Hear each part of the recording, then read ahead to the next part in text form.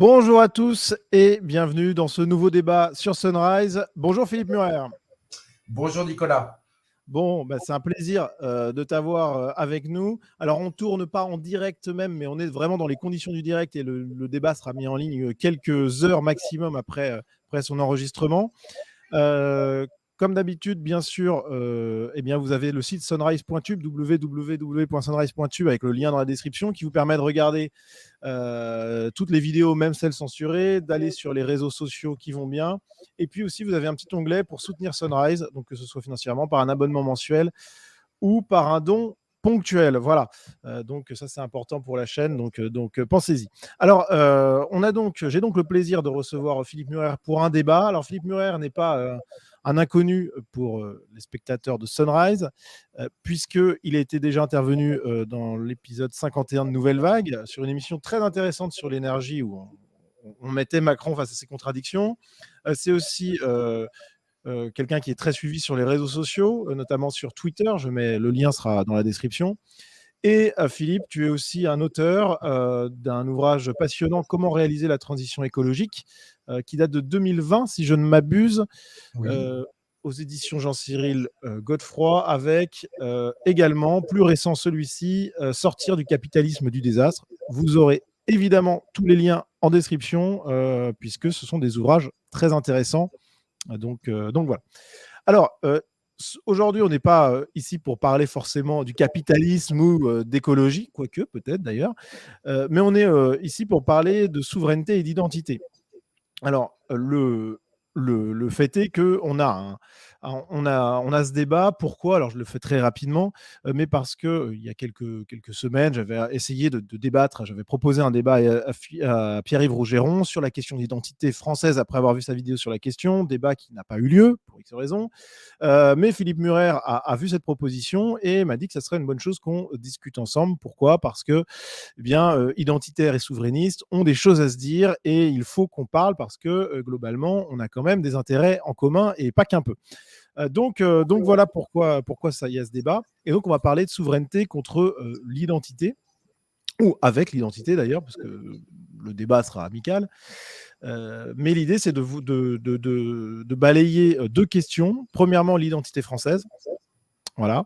Alors, il y a un petit écho, Philippe, donc ce que je vais faire, pas de souci, mais je vais juste couper ton micro le temps que je parle. Et comme ça, voilà, c'est pas grave, hein, c'est pas dramatique. Mais je préfère le préciser, c'est pas une censure. Voilà, clairement. Mais sinon, il y a un écho qui va être dérangeant pour les gens. Donc d'abord, l'identité française en débat, ça sera la première partie de notre discussion. Et ensuite, souveraineté nationale contre puissance civilisationnelle. Deux débats qui vont en fait dans la même direction. D'un côté, un identitaire, c'est moi-même, face à un souverainiste, c'est Philippe Murer. Donc voilà. Alors, Philippe, est-ce que le plan de ce débat te convient? Parfaitement. Bon, Parfaitement. C'est très bien. Et bah je écoute, pense que super. les deux questions sont essentielles, hein, et c'est bien d'en débattre. Souveraineté et identité, quels sont les liens entre les deux? Est-ce qu'elles sont contradictoires ou au contraire consubstantielles? Et c'est un débat qu'on n'a pas souvent, hein, donc c'est super de le faire. Exactement. Et d'ailleurs, j'en profite pour dire que ça fait suite aussi. Alors, c'est un peu un hasard parce que j'avais proposé le débat à Rougeron bien avant, mais après ton débat avec Jean-Yves Le Gallou sur TV Liberté, sur ce même thème général, mais en fait sur un point extrêmement spécifique qui est le rapport de l'Union européenne et de la France à l'immigration. Voilà. Qui est un débat très Exactement. intéressant. Exactement. Là, en fait, on va développer beaucoup plus profondément les Voilà. sujets, les Et plus concepts, les largement. sujets. Et c'est un débat qui était très technique. Alors, le nôtre sera peut-être technique aussi de temps en temps, mais ça sera surtout, je pense, un débat idéologique de fond. Le débat à TVL est un débat très technique que je vous encourage à aller voir. Des deux côtés, franchement, il y a des bons arguments. C'était très intéressant. On est parti. Alors, du coup, je vais te donner la parole puisqu'on va se poser des questions. Donc, entre souverainistes et identitaires, on va parler donc de l'identité française. Et donc, l'idée, c'est un petit peu de se connaître et de définir un peu les termes dont on parle. Et donc, la première question que je te pose, c'est tout simple. Pour toi, qui es souverainiste revendiqué, qu'est-ce que la souveraineté? La souveraineté, c'est la capacité de décider, d'agir pour un pays, pour un gouvernement. Et donc, c'est la capacité pour une nation, une communauté d'avoir un destin, d'avoir un avenir, quoi, puisque c'est comme pour un individu, pour une nation. Si un individu n'a pas la capacité de décider et d'agir, bon, bah, c'est plus tout à fait un individu, c'est un corps mou. Bah, je considère que c'est pareil pour une nation. La France, en fait, est aujourd'hui dans l'Union européenne et ça implique des choses. C'est-à-dire qu'il ne faut pas confondre l'Union européenne et l'Europe. L'Europe, c'est le continent avec son histoire, sa géographie, sa grande histoire. L'Union européenne, c'est la bureaucratie à Bruxelles. Et cette bureaucratie à Bruxelles, elle décide de la politique économique, de la politique commerciale, de la politique monétaire, de l'euro, de la politique aussi, en grande partie de la politique d'immigration, on en parlera, de la politique écologique. Elle décide, mais même d'ailleurs de la santé pendant la crise du Covid, on l'a vu, de la guerre en Ukraine, on a l'impression que l'Union européenne a le pouvoir, quoi, alors qu'elle n'en a là pas les compétences. Donc on voit que le gouvernement décide pas et de pas grand-chose en beaucoup, beaucoup de domaines. Okay. En fait, seul reste vraiment aux mains du gouvernement du pays les pouvoirs régaliens, c'est-à-dire la police, la justice, même si la justice est contrainte par le droit laxiste de l'Union européenne. Il reste l'armée, mais il y a une proposition d'armée et de défense européenne, d'armement européen, et fiscalité, mais même la fiscalité, c'est en partie. C'est-à-dire qu'un pays n'a pas le droit de changer ses taux de TVA sans demander l'accord de Bruxelles, et il peut le refuser.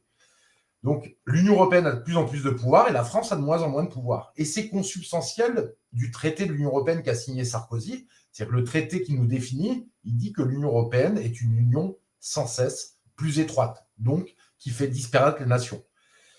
Donc, puisque la France n'a plus de souveraineté, elle n'a plus de capacité d'action véritable, elle n'a plus de capacité de se gouverner et de décider dans beaucoup de domaines. Et en plus, un problème clé, sans entrer dans la technique, c'est que la Banque centrale européenne, donc l'Union européenne, détient le pouvoir sur la monnaie, l'argent, et on connaît la puissance de l'argent.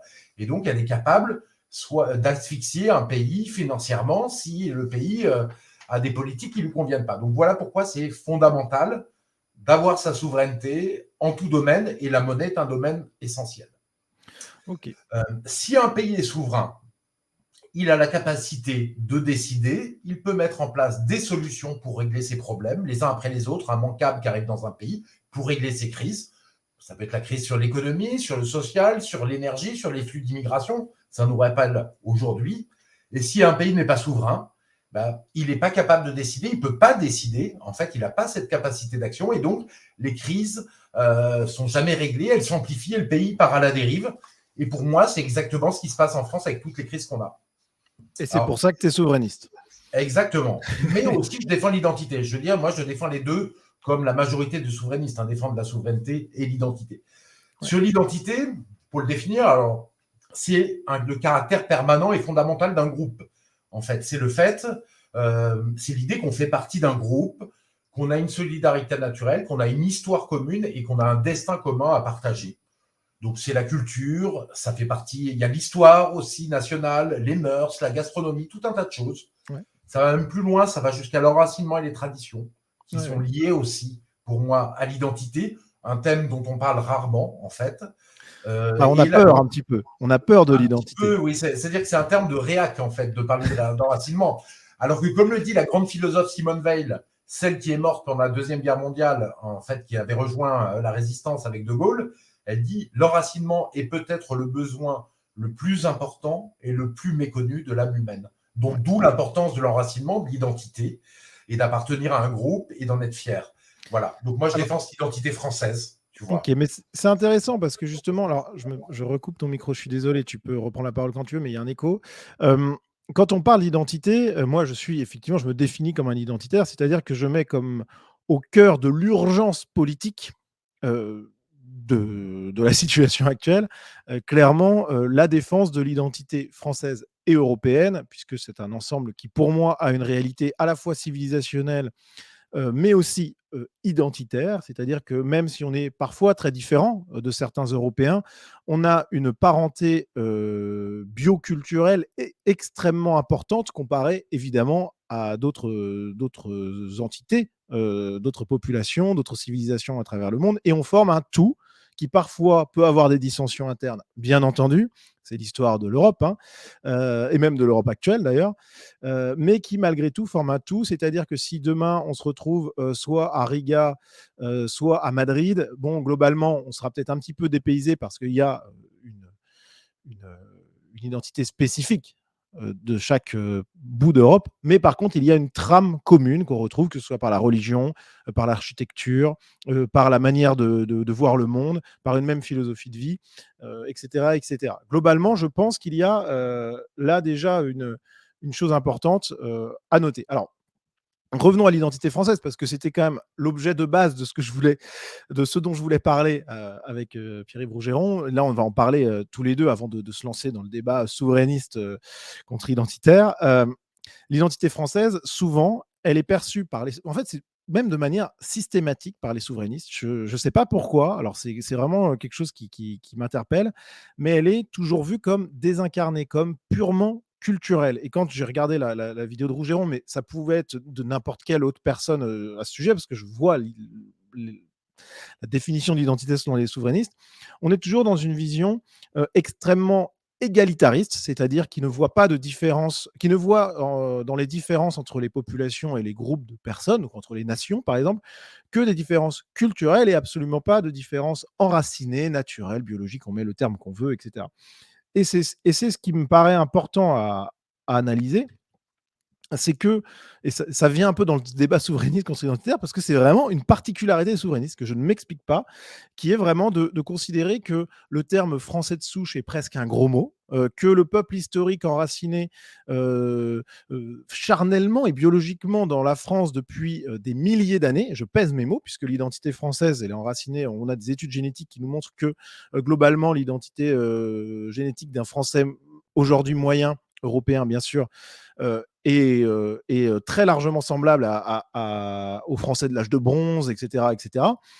Donc on voit qu'il y a une continuité et en fait j'ai l'impression que chez tous les souverainistes, il y a une espèce de pudeur égalitariste, un petit peu antiraciste et qui hésite à mettre les mots sur cette réalité charnelle. Je ne dis pas, on va en débattre, que ça veut dire qu'il n'y a pas d'exceptions qui peuvent arriver, bien entendu, mais je veux dire, c'est pourtant un point sur lequel on devrait peut-être être d'accord, souverainiste et identitaire, et pourtant je ressens une différence à ce sujet-là. Je ne sais pas ce que tu en penses, Philippe. Alors, moi, je défends l'identité française. Première chose, je me sens très très loin des Lettons, tu vois. Mais alors, à Riga, je me sens très très loin. C'est Mais pas du non, tu tout peux pas. Israël. Non, c'est différent. Mais Même en Allemagne, hein. Je te parle en Allemagne. Moi, je discute avec des ouais. Allemands, mais je me sens mais rien en commun. Mais Par contre, non, je tu vais peux chez pas dire. les Italiens, mais rien en commun avec les Allemands, rien. En plus, ils essayent d'écraser la France Oui, mais ça, c'est autre depuis chose. 100 ans. Eh oui, mais eux, ils jouent avec nous, si tu veux, avec notre pseudo, on est vos amis pour mieux vous écraser sous la botte. Et je peux vous dire que pour discuter avec des Allemands, c'est toujours ça. Il faut surtout être dans un rapport de force avec les Allemands, et certainement pas dans un rapport de copain commun, comme le fait Macron ou comme l'ont fait tous les présidents français. Il faut être dans un rapport de force. Donc pour moi, oui, il y a des choses communes, Ah bah oui. assez floues, qui dépendent des pays. Avec l'Italie, on a 50% en commun, probablement, tu vois. Pour moi, c'est le pays le plus proche de la France, mais C'est vrai. d'autres gens diront plutôt que c'est d'autres pays. Avec la Bulgarie ou la Lettonie, je me sens assez loin. Il y a des gens d'ailleurs qui se sentent plus proches de pays d'autres continents, et des Français, hein, et que je respecte, qui sont très français, d'autres continents que de la France. Ils peuvent se sentir plus proches du Brésil que, pardon, pas que de la France, que de la Lettonie, tu vois. Donc ça, c'est quand même un peu un concept nébuleux pour moi, l'identité Bah non, européenne. mais, bah non, mais Je là, ne me pour sens le pas coup, du tout européen, tu vois, mais pas du tout. c'est-à-dire que si Je fais tu. partie du continent européen, Ouais. mais mon pays, c'est la France. Pourtant, tu vois, j'ai la moitié de sang français de souche, comme on dit. En tout cas, je ne sais pas jusqu'à quelle génération. Et j'ai un quart de sang espagnol, un quart de sang italien. Je me sens purement français, pas Ok. du tout italien. Mais je respecte, c'est mes amis et je sens, voilà, un côté avec l'Italie où je me sens bien. Mais je me sens rien de commun avec les Autrichiens, etc. Je, Rien. ça m'étonne quand même. Est-ce que du coup, tu as déjà été en Autriche, dans de ces Oui, pays-là oui. Ouais. Et Ah du ouais. coup, quand tu vois l'architecture et que tu vois les gens déjà de base, est-ce que tu te dis pas quand même, par rapport à, allez, je sais pas, je prends un exemple extrême, mais c'est pour bien qu'on comprenne le propos, hein, Ouais. c'est caricatural de base comme ça. Mais si tu vas dans un pays, je sais pas, asiatique ou africain, tu te sens forcément à milieu de chez toi. Alors que si tu vas en Autriche ou en Bulgarie, certes, c'est un petit peu différent, j'en conviens, mais globalement, tu as des églises partout, l'architecture est assez commune, les gens te ressemblent physiquement, tu vois, voilà, dans la rue. Du coup, tu te sens quand Ouais, même mais dans la plus chez toi. culture, dans les mœurs, dans la gastronomie qui font partie de l'identité française, tu vois, eh ben, il y a des sacrées différences. Rien que dans la gastronomie. Oui, Il y a plein de pays d'Europe où tu manges très très mal, où je n'aurais pas du tout envie de m'y installer, tu vois. Et la gastronomie, c'est quand même ce qu'on mange, ce qu'on ingère dans notre corps, c'est fondamental. oui, Donc, tu vois, je trouve que En fait, il faut définir, est-ce qu'on est identitaire français ou identitaire européen? Moi, je suis identitaire français. Après, l'Europe, ce sont nos voisins. Donc, je préfère nos voisins aux gens qui sont à l'autre bout de la Terre. Évidemment, c'est nos voisins. Et c'est pareil, hein, dans la vie de tous les jours, on porte plutôt secours à son voisin d'abord qu'à la personne qui est à 10 km. Donc ça, c'est naturel, mais je me sens pas une fibre européiste. Mais il y a un truc qui est fondamental, tu vois, quand on a parlé de souveraineté, identité, qu'il faut définir. Ouais. C'est que pour moi, ça n'a aucun sens d'être souverain si on ne sait pas qui on est, si on n'a pas d'identité. Et quand je dis identité, je parle d'identité, c'est culture, mœurs, histoire nationale, gastronomie, c'est tout, hein. Mais c'est aussi impossible de défendre son identité si on n'a pas de souveraineté, si on n'est pas en capacité d'agir. Je vais donner un exemple. Les Indiens d'Amérique, tout simplement. Les Indiens d'Amérique, c'était des gens fiers qui avaient une identité très forte, très très forte, à l'opposé des colons européens qui sont arrivés. Les colons européens ont gagné, ont pris le pouvoir, la souveraineté. Que s'est-il passé? Est-ce que les Indiens d'Amérique, malgré cette différence et cette forte identité, ont pu la garder? Non. Elle s'est dissoute au cours du temps parce qu'ils n'avaient pas la souveraineté. Donc, tu vois, c'est là où tout de suite, moi, je ne comprends pas. Parce que tous mes amis souverainistes, et ça ne se réduit pas qu'à la culture, hein, ils sont allés trop vite, il y a les mœurs, il y a tout, hein, quand on parle d'identité. Moi, tous les gens que je connais de souverainistes, ils défendent l'identité et donc ils veulent arrêter les flux d'immigration. Par contre, les identitaires, il y en a beaucoup qui ne défendent pas la souveraineté. Et en ne défendant pas la souveraineté, eh ben, ils peuvent pas défendre l'identité, puisqu'ils ne sont pas souverains. Et ça, c'est vraiment, pour moi, tu vois, une interrogation, je ne comprends pas. Honnêtement, je ne pense pas qu'il y ait beaucoup d'identitaires qui ne soient pas souverainistes, au moins européens ou français, que sais-je. Mais en tout cas, je suis désolé, je recoupe ton micro, tu me fais signe si jamais tu veux absolument intervenir et je te le remets direct. Mais bon, alors, je trouve qu'on est vraiment sur une grosse ligne de démarcation qui est en fait peut-être pas propre au souverainisme, mais que je retrouve effectivement chez tous les souverainistes, enfin, qui se déclarent comme tels. J'imagine qu'il y a plusieurs branches différentes de tout ça. Mais c'est vraiment l'incapacité à voir le fait civilisationnel. Et je suis désolé d'employer le terme, mais il est réel et je comprends qu'on soit pas, en fait, on se comprenne pas sur ce point-là. Le fait biologique, vraiment. Et j'en profite pour dire quelque chose. C'est normal qu'on soit pas d'accord et que on ne se convainc peut-être pas lors de ce débat l'un l'autre. C'est tout à fait normal parce que on a chacun des arguments et je pense que les spectateurs verront que chacun a des arguments intéressants et une façon de voir le monde qui est différente mais qui n'est pas bête. Donc c'est logique qu'on ne se convaincra sans doute pas totalement l'un l'autre aujourd'hui. Mais par contre, le débat, c'est la même chose pour les spectateurs. J'imagine qu'il y a plein de gens qui seront très souverainistes ou alors très identitaires, qui vont voir ce débat et qui vont se dire finalement, moi je suis identitaire, Philippe Muller m'a pas convaincu, ou moi je suis souverainiste, Nicolas Faure m'a pas convaincu. Mais en fait, c'est logique. Quand vous êtes dans des positions intellectuelles, c'est très dur de revenir d'un coup d'un seul, même si j'étais exceptionnel ou si Philippe était exceptionnel, je veux dire, ça serait dur de convaincre quelqu'un. Mais par contre, ce qui est intéressant dans un débat, c'est l'échange et d'apprendre de l'autre et de forger sa pensée, et puis pourquoi pas d'évoluer un peu. Bref, tout ça pour dire que sur cette question-là de l'identité, ouais, vas-y. Attends, je te redonne la parole. Hop, voilà. Merci. J'ai une autre chose. Alors moi, je défends la souveraineté et l'identité, hein, très clairement. Ouais. Ah oui, ça c'est très clair. Et je considère qu'on ne peut pas défendre l'identité dans l'Union européenne, mais ça fera partie du dernier sujet. Et souveraineté européenne, tu vois, moi ça me gênerait à ta place, Nicolas, parce qu'en fait tu emploies les mots de Macron. Mais on est dans la souveraineté européenne aujourd'hui. L'Union européenne est souveraine. Donc, mais bon, peu importe. Je voudrais citer moi ma position, tu vois, et avec une phrase de Gaulle qui est très bien. Je le lis. C'est très bien qu'il y ait des Français jaunes, des Français noirs, des Français bruns. Il montre que la France est ouverte à toutes les races et qu'elle a une vocation universelle. Ça, c'est ce que dit De Gaulle. Mais à condition qu'il reste une petite minorité. Sinon, la France ne serait plus la France.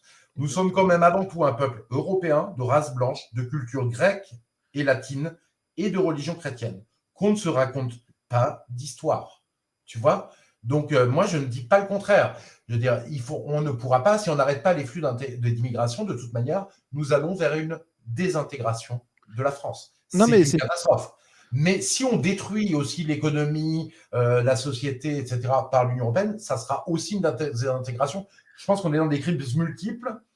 Mais moi, je t'avoue, je ne comprends pas, parce que fondamentalement, tu me parles de souveraineté européenne, on en parlera après, Mais je ne vois pas comment l'Europe peut faire tu vois, si on lui donne le pouvoir, elle peut faire des choses bien. Elle ne fait que des choses mauvaises. Non, mais on va voir qu'en fait, en réalité, je vais être d'accord avec toi sur pas mal de choses et par contre, il y a des grands sujets sur lesquels on va pas forcément être d'accord. Mais plaçons-nous toujours sous le patronage de Charles de Gaulle et de cette phrase éminemment célèbre. Et je reviens un petit peu sur ce que je veux dire, c'est que cette incapacité, entre guillemets, hein, je ne veux pas être injurieux, mais à voir le fait civilisationnel, pour moi, elle découle vraiment de cette incapacité à voir le fait biologique, vraiment, parce que si on, je sais que c'est un gros mot aujourd'hui, mais bon, moi je m'en fous, hein, je le dis quand même. Si effectivement, si on ne prend pas en compte l'existence d'une identité bioculturelle commune, et notamment biologique quand même, parce que tous les travaux scientifiques les plus clairs et nets démontrent, effectivement, la civilisation européenne, elle se base peut-être pas sur autant de piliers qu'il faudrait pour définir une identité commune. Ce que je veux dire, c'est que tu vois, tu te sens pas chez toi forcément en Autriche, en Bulgarie, ce qui est normal, on se sent pas complètement chez soi là. Par contre, on se sent quand même beaucoup plus chez soi, honnêtement, dans ces pays-là qu'en Afrique ou en Asie, ce qui est normal, mais parce qu'on a une identité bioculturelle commune, civilisationnelle commune. Il y a un ensemble civilisationnel en Europe qui est, à mon avis, indéniable intellectuellement au moins. Voilà, une culture commune, enfin, je veux dire, helléno-chrétienne, comme dirait le De Gaulle. Enfin, on a la phrase de De Gaulle sous les yeux qui nous montre bien qu'il y a quelque chose de commun. Peut-être que pour toi, ça ne suffit pas à créer un ensemble civilisationnel suffisant pour que tu puisses t'y identifier. Ça, je le conçois totalement. Mais pour moi, à titre personnel, et je m'appuie quand même sur une longue expérience et j'ai longuement mûri, parce que moi aussi, à la base, je suis nationaliste classique, on va dire. Je pense qu'il y a plein de gens qui défendent cette idée d'une existence civilisationnelle européenne avec raison, et ce qui explique pas mal de choses. Bref, je m'arrête là, mais tu vois, tu as compris peut-être un peu plus mon Je positionnement. défends qu'il y a une civilisation européenne, mais ça, tu anticipes sur le thème d'après. C'est bon, pas illogique, mais sans considérer qu'on doit être des nations, qu'il n'y a pas des nations européennes séparées, qui ont vécu d'ailleurs leur espace, leur vie séparément, tout en ayant des relations de coopération ou de compétition. Et tu vois, l'identité. Vas-y. L'identité, donc pour moi, française, ça dépasse de loin la culture. Mais ce n'est pas seulement biologique. Effectivement, est-ce qu'un immigré peut devenir français, avoir une identité française? Moi, je dis oui, c'est possible. C'est possible. Alors, est-ce qu'il est plus facile d'assimiler des immigrés qui viennent d'Italie, d'Espagne, d'Europe en général, qui ont une identité plus proche de la France que des immigrés qui viennent d'autres continents? Évidemment, oui. Ouais. Et on peut, c'est toute une mosaïque. C'est plus simple d'assimiler des immigrés qui sont même d'autres continents, mais de religion catholique, parce qu'ils ont une identité plus proche de la nôtre, que des immigrés qui ont une identité musulmane, bouddhiste, etc., parce qu'ils ont une identité plus loin que la nôtre. Donc, ça, c'est clair. Est-ce que je peux réagir ou pas? Ouais, vas-y. Parce que ce que tu dis, en fait, j'aimerais pointer une chose d'abord. Alors attends, je recoupe le son. Pareil, tu lèves la main et même si tu as besoin de m'interrompre, je te redonne la parole directe. Sur le fait que les Européens s'assimilent plus à la culture française, effectivement, comme tu as totalement raison, évidemment, mais avec une nuance quand même, c'est-à-dire que l'assimilation des Européens eux-mêmes est problématique dans plein des cas. Enfin, problématique, je mets plein de guillemets, hein, on va bien se comprendre, puisque l'identité, enfin, les Italiens, les Portugais, les Polonais, etc., qui sont arrivés en France pour s'intégrer, s'assimiler, ça a parfois été très compliqué, avec des grandes vagues de retour au pays.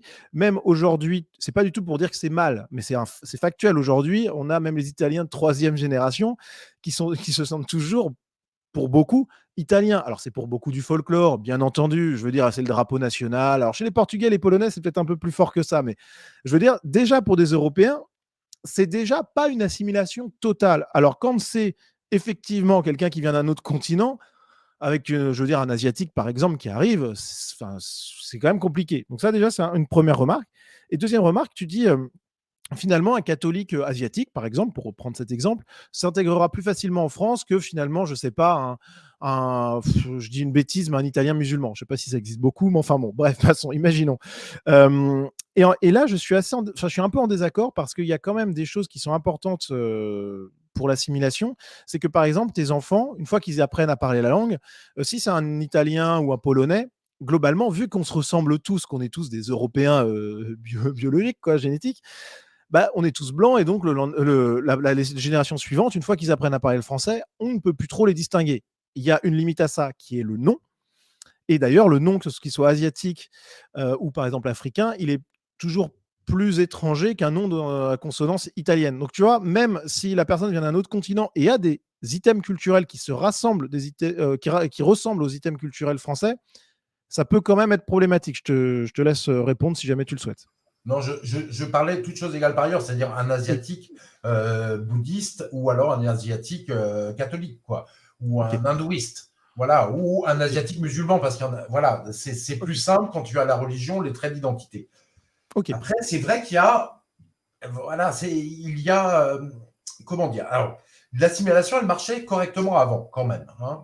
Tu remarques qu'effectivement, c'était pas toujours trivial, Ouais. ce qui montre que l'identité européenne n'existe pas vraiment, parce que sinon, ça s'assimilerait tout seul. Et là, tu montres que ça ne s'assimile pas si bien, mais ça marchait bien.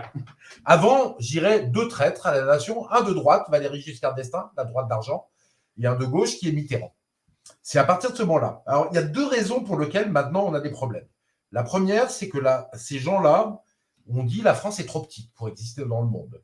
La France est minable. La France, c'est Vichy. Et non les Oui. résistants, les 300 000 personnes qui ont combattu. Ouais. Je rappelle que quand même, il y a eu 300 000 Français qui sont allés se battre sur le sol français, que la France a libéré, Général Leclerc a libéré Paris sans les Américains, qu'on est même allé jusqu'en Allemagne, et qu'on a pris notre part, et qu'il y a des faits glorieux quand même aussi. Mais Ouais. on a passé notre temps à décrier l'histoire nationale, à dire, en fait, à dire que la France est détestable. Et Je personne me ne peut s'assimiler à un pays qui se déteste lui-même. Juste 2 secondes, je me permets une petite pub pour l'ami Christopher Lann qui a réalisé une excellente vidéo justement sur ce mythe des Français qui n'auraient pas combattu lors de la Seconde Guerre mondiale et qui est très intéressante. Voilà. Tout à fait. La deuxième chose, ce qui s'est passé avec Valéry Giscard d'Estaing et Mitterrand, qui ont été traîtres à de multiples niveaux, c'est qu'ils ont fait venir beaucoup plus d'immigration, et une immigration qui était en plus plus difficilement assimilable, puisqu'elle n'a pas les mêmes identités, une identité beaucoup plus lointaine, et donc d'immigration extra-européenne. Donc ça a été les deux faits qui ont fait qu'on a eu des problèmes d'assimilation majeurs. Donc l'assimilation est possible, oui, mais pour ça, il faut que les flux d'immigration soient très faibles. Ça, c'est la première chose. Ouais. La deuxième chose, c'est que la France doit s'aimer et demander à être respectée. Aujourd'hui, c'est exactement le contraire qui se passe. Rien ne va. Et en fait, on doit tout changer pour le faire, sinon on va clairement vers une désintégration de la France, quoi. Très clairement. Ok, alors je comprends totalement tout ce que tu dis et globalement, dans un monde idéal, je serais même assez d'accord. Alors, un petit point quand même sur le côté italien.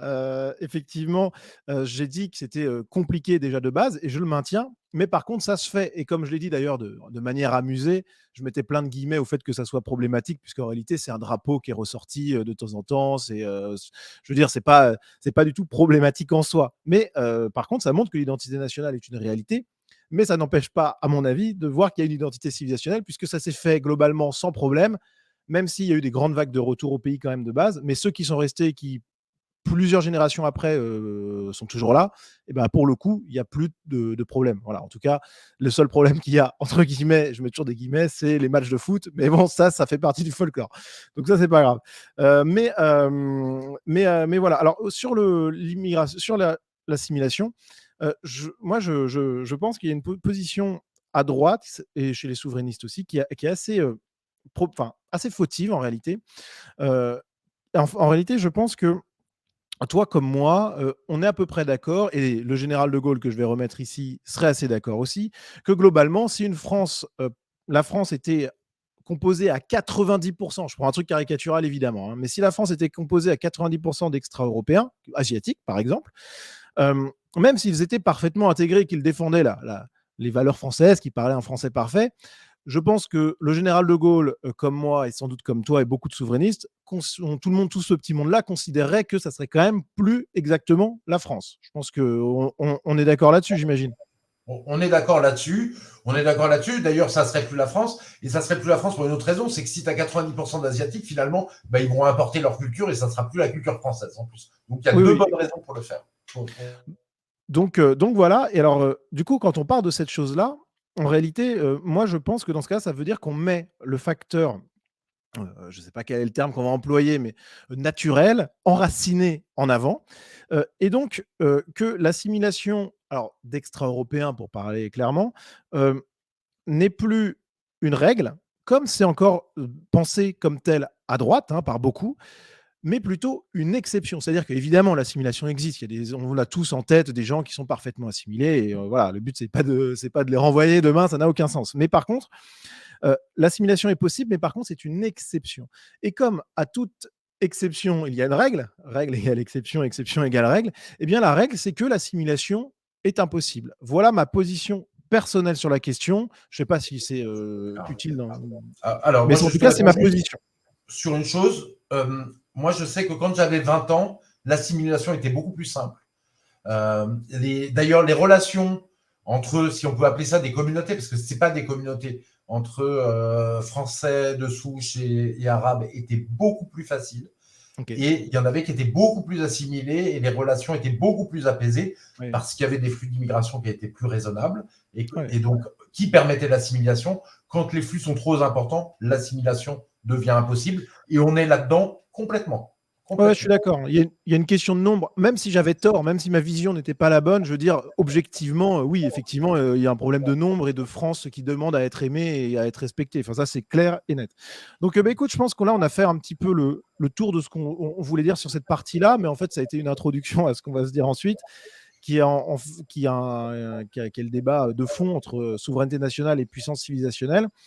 Alors, je te propose de commencer, mais si tu veux, je peux commencer donc, aussi. D'accord, donc je vais commencer par, est-ce que la nation, c'est la question, est-ce que c'est un espace politique trop étroit pour le monde d'aujourd'hui? Oui. Alors là, tu vois, ça me gêne parce que tu reprends les mots de l'ennemi, les ennemis de la France. En fait, parce que dire ça, c'est quoi? C'est les mots de Valéry Giscard d'Estaing et de VGE et de Mitterrand. Valéry Giscard d'Estaing disait oui, la France est trop petite, on ne peut rien faire tout seul, c'est pas possible. La France, c'est minable, c'est Vichy, etc. C'était relayé par les politiques et par les médias, notamment de gauche. Et puis Mitterrand qui vous disait carrément la France est notre présent et l'Europe est notre avenir, ce qui voulait dire la France est notre passé et l'Union européenne, c'est notre avenir. On doit se dissoudre dans l'Union européenne et se dissoudre en tant que pays et pour moi en tant qu'identité. Or, donc ça, c'est vraiment pour moi les mots de l'ennemi et c'est faux parce qu'en fait, la réalité, c'est que plus la France était une grande puissance. Les États-Unis considéraient qu'on était la deuxième puissance du monde occidental en 1970 et aujourd'hui, on a complètement dégringolé. Plus on s'inscrit dans l'Union européenne et on pourrait détailler pour dire pourquoi. L'autre chose, c'est que quelqu'un comme Chevènement, qui est un demi-souverainiste, et donc un souverainiste, pas du tout un souverainiste. D'ailleurs, quand on est demi-souverainiste, on finit par voter Macron, par appeler à voter Macron, c'est ce qu'il a fait. C'est ce qu'il a fait, exactement. Ce qui est d'une indignité, d'une honte, tout le monde est extrêmement choqué dans le grand souverainisme. C'est un scandale. Bon, il n'a jamais été souverainiste. Il était demi-souverainiste, il faisait semblant. Il n'a jamais demandé la sortie de l'Union européenne parce qu'en fait, lui, son truc, c'était de dire la France est trop petite, donc en fait, on va instrumentaliser le nombre et la puissance de l'Union européenne. La France, en étant le cœur politique, elle va chevaucher l'Union européenne et elle va devenir puissante. Caramba, raté. En fait, c'est l'inverse, c'est la France. C'est pas la France qui a tous les sièges de direction au sein de l'Union européenne. Au contraire, c'est plutôt l'Allemagne et d'autres pays. Et en fait, la France s'est affaiblie et la puissance de la France est beaucoup plus faible que si on était hors de l'Union européenne. Mais il faut se rappeler que la France, elle faisait des choses remarquables en tant que nation. On a fait le grand programme nucléaire dont on a déjà parlé dans une autre émission, mais c'est le pays qui a le mieux réussi au monde, qui a complètement passé d'une électricité fossile à une électricité nucléaire en 20 ans, et tout ça avec des prix pas chers du tout. La France, c'est le chef de file et c'est le moteur d'Ariane aussi. C'est pas l'Union européenne, c'est la France qui l'a décidé et qui a mis d'autres pays de l'Union européenne avec elle, mais c'était le moteur d'Airbus aussi. Airbus, c'est pas un programme de l'Union européenne, c'est un programme français où on s'est allié avec les Allemands et ensuite on a appelé les Anglais et les Italiens. Concorde d'ailleurs aussi, les télécoms, où on avait le numéro 1 mondial des télécoms Alcatel. Et puis il y avait aussi le programme nucléaire militaire, puisque la France a réussi à avoir la bombe nucléaire seule, ce que n'a pas eu la Grande-Bretagne. La Grande-Bretagne, en fait, il faut qu'ils demandent l'avis aux Américains. C'est une bombe américaine, en fait, sous licence américaine. Donc on était le 3e ou 4e pays du monde à avoir la bombe nucléaire. Donc, on faisait des choses extraordinaires. Et depuis qu'on est dans l'Union européenne, elle détruit quoi? Elle a détruit EDF, qu'on avait fait monter grâce à la souveraineté, notre système énergétique, notre système de télécom qui est maintenant chinois, qui peut nous espionner. Et l'Union européenne détruit en fait l'économie et la puissance de la France, mais aussi de l'Italie, de l'Espagne, et même maintenant, ça commence par être l'Allemagne. Donc voilà. Et la chose, si tu veux, pour finir, ce qui est fort, puissant, en fait, c'est un pays qui est assez homogène, qui sait ce qu'il veut, qui sait où il va. Et tu peux être un pays plus petit, assez petit comme la Suisse, de 10 millions d'habitants, et en fait, qui lui est en train de gagner de la prospérité et de la puissance par la même chose. Pourtant, c'est un tout petit pays enclavé. Le Maroc aussi, qui est un pays qui est très bien dirigé, relativement bien dirigé, mais en tout cas, et qui fait quand même des étincelles en termes économiques. Le Maroc, c'est un pays qui est en train de devenir une puissance de l'Afrique, une puissance qui compte la deuxième. Ça a toujours été le cas. Beaucoup plus qu'avant. En fait, quand tu lis, tu vois, j'ai lu quelques articles sur Jeune Afrique, vraiment, le Maroc est en train de devenir une puissance. Parce que c'est vrai que tu vois, ils amènent l'eau des barrages des montagnes dans les plaines. Donc là où il y avait des déserts, maintenant il y a des oliviers, il y a des cultures. Tu vois, ils font un peu comme font les Israéliens. Et en fait, ils reprennent les idées du gaullisme, de l'État stratège pour faire quelque chose. Je suis d'accord. Et la Corée du Sud, 60 millions d'habitants dans un pays, finalement, dans une Asie qui est surpeuplée, est un pays extrêmement puissant, quoi, qui a une vraie puissance. Donc la puissance ne dépend pas de la taille, surtout au XXIe siècle. Et je finirai par les défis qu'on a, c'est des défis de civilisation. Je reprends ton terme. Ouais. C'est des défis du transhumanisme, qui est une destruction de la civilisation, enfin, de la civilisation, même de l'anthropologie, de l'homme. C'est la GPA, les utérus artificiels. J'irai plus loin, tu vois, c'est la PMA pour femmes seules. C'est-à-dire qu'une femme, elle n'a plus besoin de fonder une famille, donc elle n'a plus qu'à faire une PMA, ce qui est extrêmement dangereux parce que en fait, ça veut dire qu'il n'y a plus besoin de famille. Et puis les hommes, ils vont, eux, demander l'utérus artificiel pour avoir un bébé. Donc, on va bientôt l'avoir. De la cellule de base de notre civilisation. Et donc, cette puissance, c'est préserver l'humanité et plus d'homogénéité. La taille compte, mais elle compte moins. Et la dernière chose, qui est un point aveugle qu'on refuse de voir, qui est fondamental, c'est qu'il y a un problème démographique dans le monde entier. C'est-à-dire que l'Europe, à part la France et le Royaume-Uni, plus les États-Unis qui s'en sortent, tout l'Occident est en déclin démographique très très fort. La Chine, tu sais qu'ils ont 11 millions de naissances par an pour un pays de 1,5 milliard d'habitants. Ah ouais, c'est dingue. Ils sont passés de 16 millions à 11 millions de naissances. Ils sont en train de vieillir de façon accélérée. Et tu vois, ça va leur poser des problèmes de puissance gravissimes d'ailleurs, parce que en 25 ans, ils vont perdre entre un tiers et la moitié de leur population active. Tu vois les problèmes. La Corée, c'est encore pire. Même s'ils sont puissants, ils vont avoir des problèmes graves puisqu'ils ont 0,8 enfants par femme. En 40 ans, la population va diviser par 3, tu vois, à ce rythme-là, génération après génération. Et donc, cet vieillissement, cette sclérose et cet affaiblissement, c'est l'inverse de la puissance. Donc, ce n'est pas qu'un problème de taille, c'est un problème d'homogénéité, de garder notre humanité, de relancer la natalité des Français, très clairement, par des aides familiales et par une économie qui est plus saine, pas précarisée, où les jeunes puissent fonder une famille, acheter de l'immobilier, etc. Voilà ma vision. Tu vois, donc, c'est plus compliqué. Ok, alors je vais répondre un petit peu à tout ça. Alors je coupe le micro, pareil, tu me redis si tu as besoin. Déjà, ce que je note, c'est qu'effectivement, la France, effectivement, est sans doute l'un des plus grands pays du monde. Il n'y a absolument aucun doute là-dessus. Les ingénieurs français ont fait des prouesses.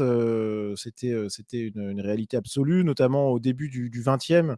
D'ailleurs, bien aidé, il faut l'admettre, par la victoire contre les Allemands qui a donné des savoirs technologiques et d'ingénierie allemande aux Français dans les réparations de guerre. Truc complètement oublié, mais il y a plein de choses techniques qui étaient inclus dans les réparations de guerre. Bref, donc c'était évidemment le plus grand pays d'Occident en termes d'ingénierie, je pense. La France, Polytechnique et compagnie, c'était vraiment le top absolu. Et la France était un pays parfaitement adapté, effectivement, dans son cadre national au monde, on va dire, pour faire simple, pré-45, puisque ça a quand même marqué une rupture. Et ce qui est intéressant, c'est que dans tout ce que tu dis, y compris sur la question du Maroc, qui est effectivement, ça ne m'étonne pas, une puissance montante. Alors, c'est déjà le cas, c'était déjà une grande puissance, mais en plus, vu comment gérer les pays voisins, bon, bref, de toute façon, ça ne va pas les desservir, les Marocains. Mais ça me fait penser que tout ça, c'est un petit peu le passé. Tes arguments sont vrais, mais je trouve qu'ils sont un peu datés. C'est-à-dire que, et d'ailleurs, comme tu le remarques, la France, elle baisse un petit peu en ce moment. Je note d'ailleurs que cette baisse, par exemple, dans le domaine de la fertilité, alors je ne sais pas si c'était un peu dans le même paquet, mais je le traite comme tel un petit peu. Tu as cité la Chine et la Corée du Sud. La Corée du Sud étant effectivement un exemple édifiant de baisse de fertilité. Et de fin de civilisation chez eux, clairement.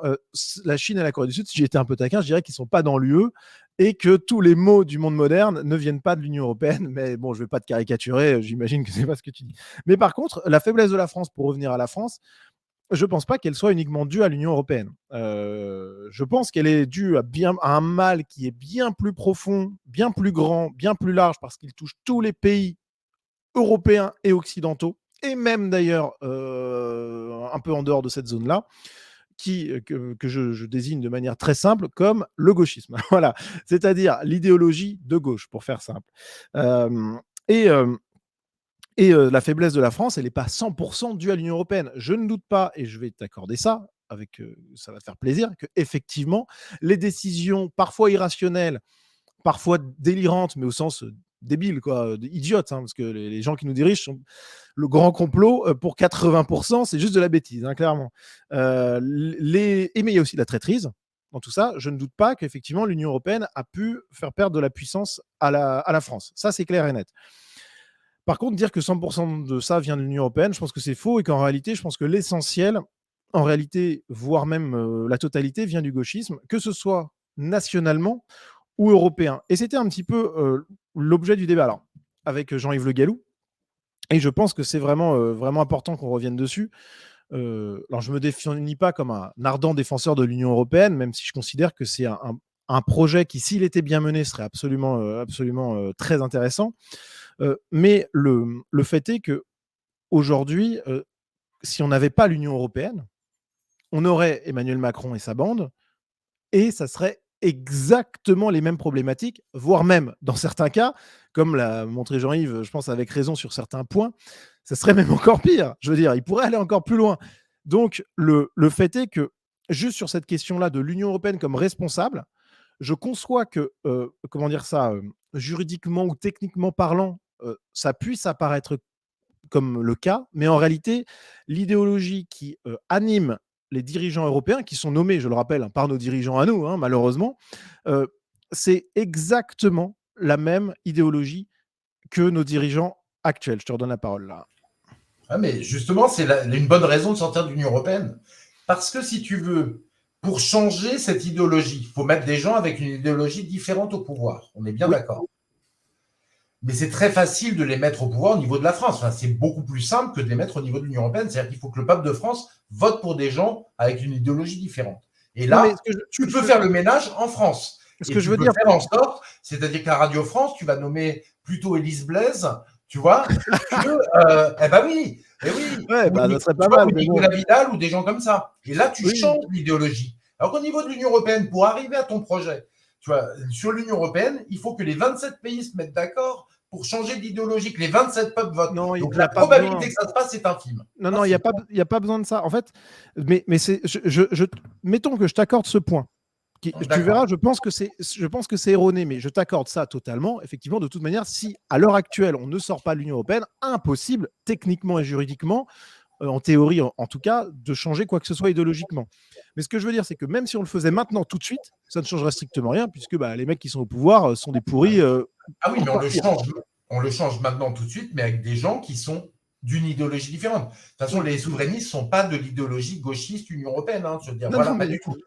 non, mais Après, si on parle comme ça d'un claquement de doigts aujourd'hui, je veux dire, techniquement, juste là, ça ne changerait rien. On est d'accord? bah si tu sors de l'Union européenne et que tu as un gouvernement différent, tout change. Oui, Bien mais sûr, si on ça n'a avait pas le de même sens. gouvernement. Ah oui, si c'est le même gouvernement, ça ne changera rien. Si, quand même un peu, mais bon, on ne va pas rentrer dans la technique, mais ça changera Ok. un peu, mais pas grand-chose. Avec Macron, c'est vrai que ça changerait quasiment rien. Mais si tu veux, surtout, ce qui est important, c'est que si tu n'en sors pas, tu peux rien faire. Si tu en sors, à ce moment-là, tu as un gouvernement si un gouvernement qui veut en sortir arrive au pouvoir, il peut sortir, il peut tout changer. Tandis que quand tu es dedans, tu peux rien changer. L'autre chose qui est importante, c'est que le déclin de la puissance, oui, il vient aussi de mai 68, Ah oui. qui n'est pas que du gauchisme. En fait, c'est là, on rentre dans un débat philosophiquement, c'est un peu compliqué. Ok. C'est le problème du libéralisme en général. C'est-à-dire que le libéralisme, les droits de l'homme, ont accouché du libéralisme de marché d'un côté qui détruit l'économie et qui détruit aussi la société, et du libéralisme sociétal qui détruit la société. Moi, j'encourage les gens à aller lire, ceux qui sont intéressés, un texte fabuleux qui s'appelle « Qu'est-ce que le libéralisme ?» de Frédéric Guillot, et qui explique ça en 5 pages, comment le libéralisme a détruit la famille, la nation, et a tout détruit. C'est le libéralisme pur, attention, hein. C'est-à-dire le fait que c'est le primat de la liberté absolue. Ce qui est normal, tant qu'on pense que le collectif n'a aucun sens, c'est-à-dire qu'en fait, c'est l'individu qu'il faut défendre avant tout, eh ben, le collectif on n'en prend pas soin et le collectif se détruit. Il n'y a rien d'anormal, c'est complètement logique. Et donc, c'est le gauchisme, mais oui, il y a le gauchisme en plus qui accélère, là, le wokisme, qui est la phase terminale de la dégénérescence, effectivement, qui est extrêmement dangereux. Mais je me permets juste sur le libéralisme, parce que c'est marrant, on a un petit désaccord là aussi, c'est intéressant, parce que en ce moment, je réfléchis beaucoup aux postures de droite, c'est-à-dire par exemple la lutte contre le libéralisme, la lutte contre la modernité et compagnie, et je m'interroge de plus en plus et je me rends compte qu'il y a pas mal de choses qui sont intéressantes à questionner sur ces postures, et notamment la posture libérale. Il y a un entretien qui paraîtra dans quelques jours ou quelques semaines, je ne sais pas, qui traite de cette question-là. Vous allez voir, c'est intéressant, ça va vous permettra de peut-être, pourquoi pas, de relativiser cette question-là. Mais bon, bref, de toute façon, on ne va pas lancer de débat là-dessus, mais voilà. Et d'ailleurs, juste, je donne un mot dessus. Ouais. Sortir du capitalisme du désastre, c'est un bouquin qui explique comment le libéralisme a créé un capitalisme qui est un désastre économique, social, écologique, mais aussi anthropologique. Anthropologique et presque civilisationnel, en fait. Donc, moi, je pense que l'origine, c'est le libéralisme et le gauchisme en étant la pire extrémité. Voilà. Ok. Non, mais intéressant, écoute. Alors, pour revenir sur cette question, donc évidemment, tu as raison. Attends, je te recoupe le micro pour l'écho.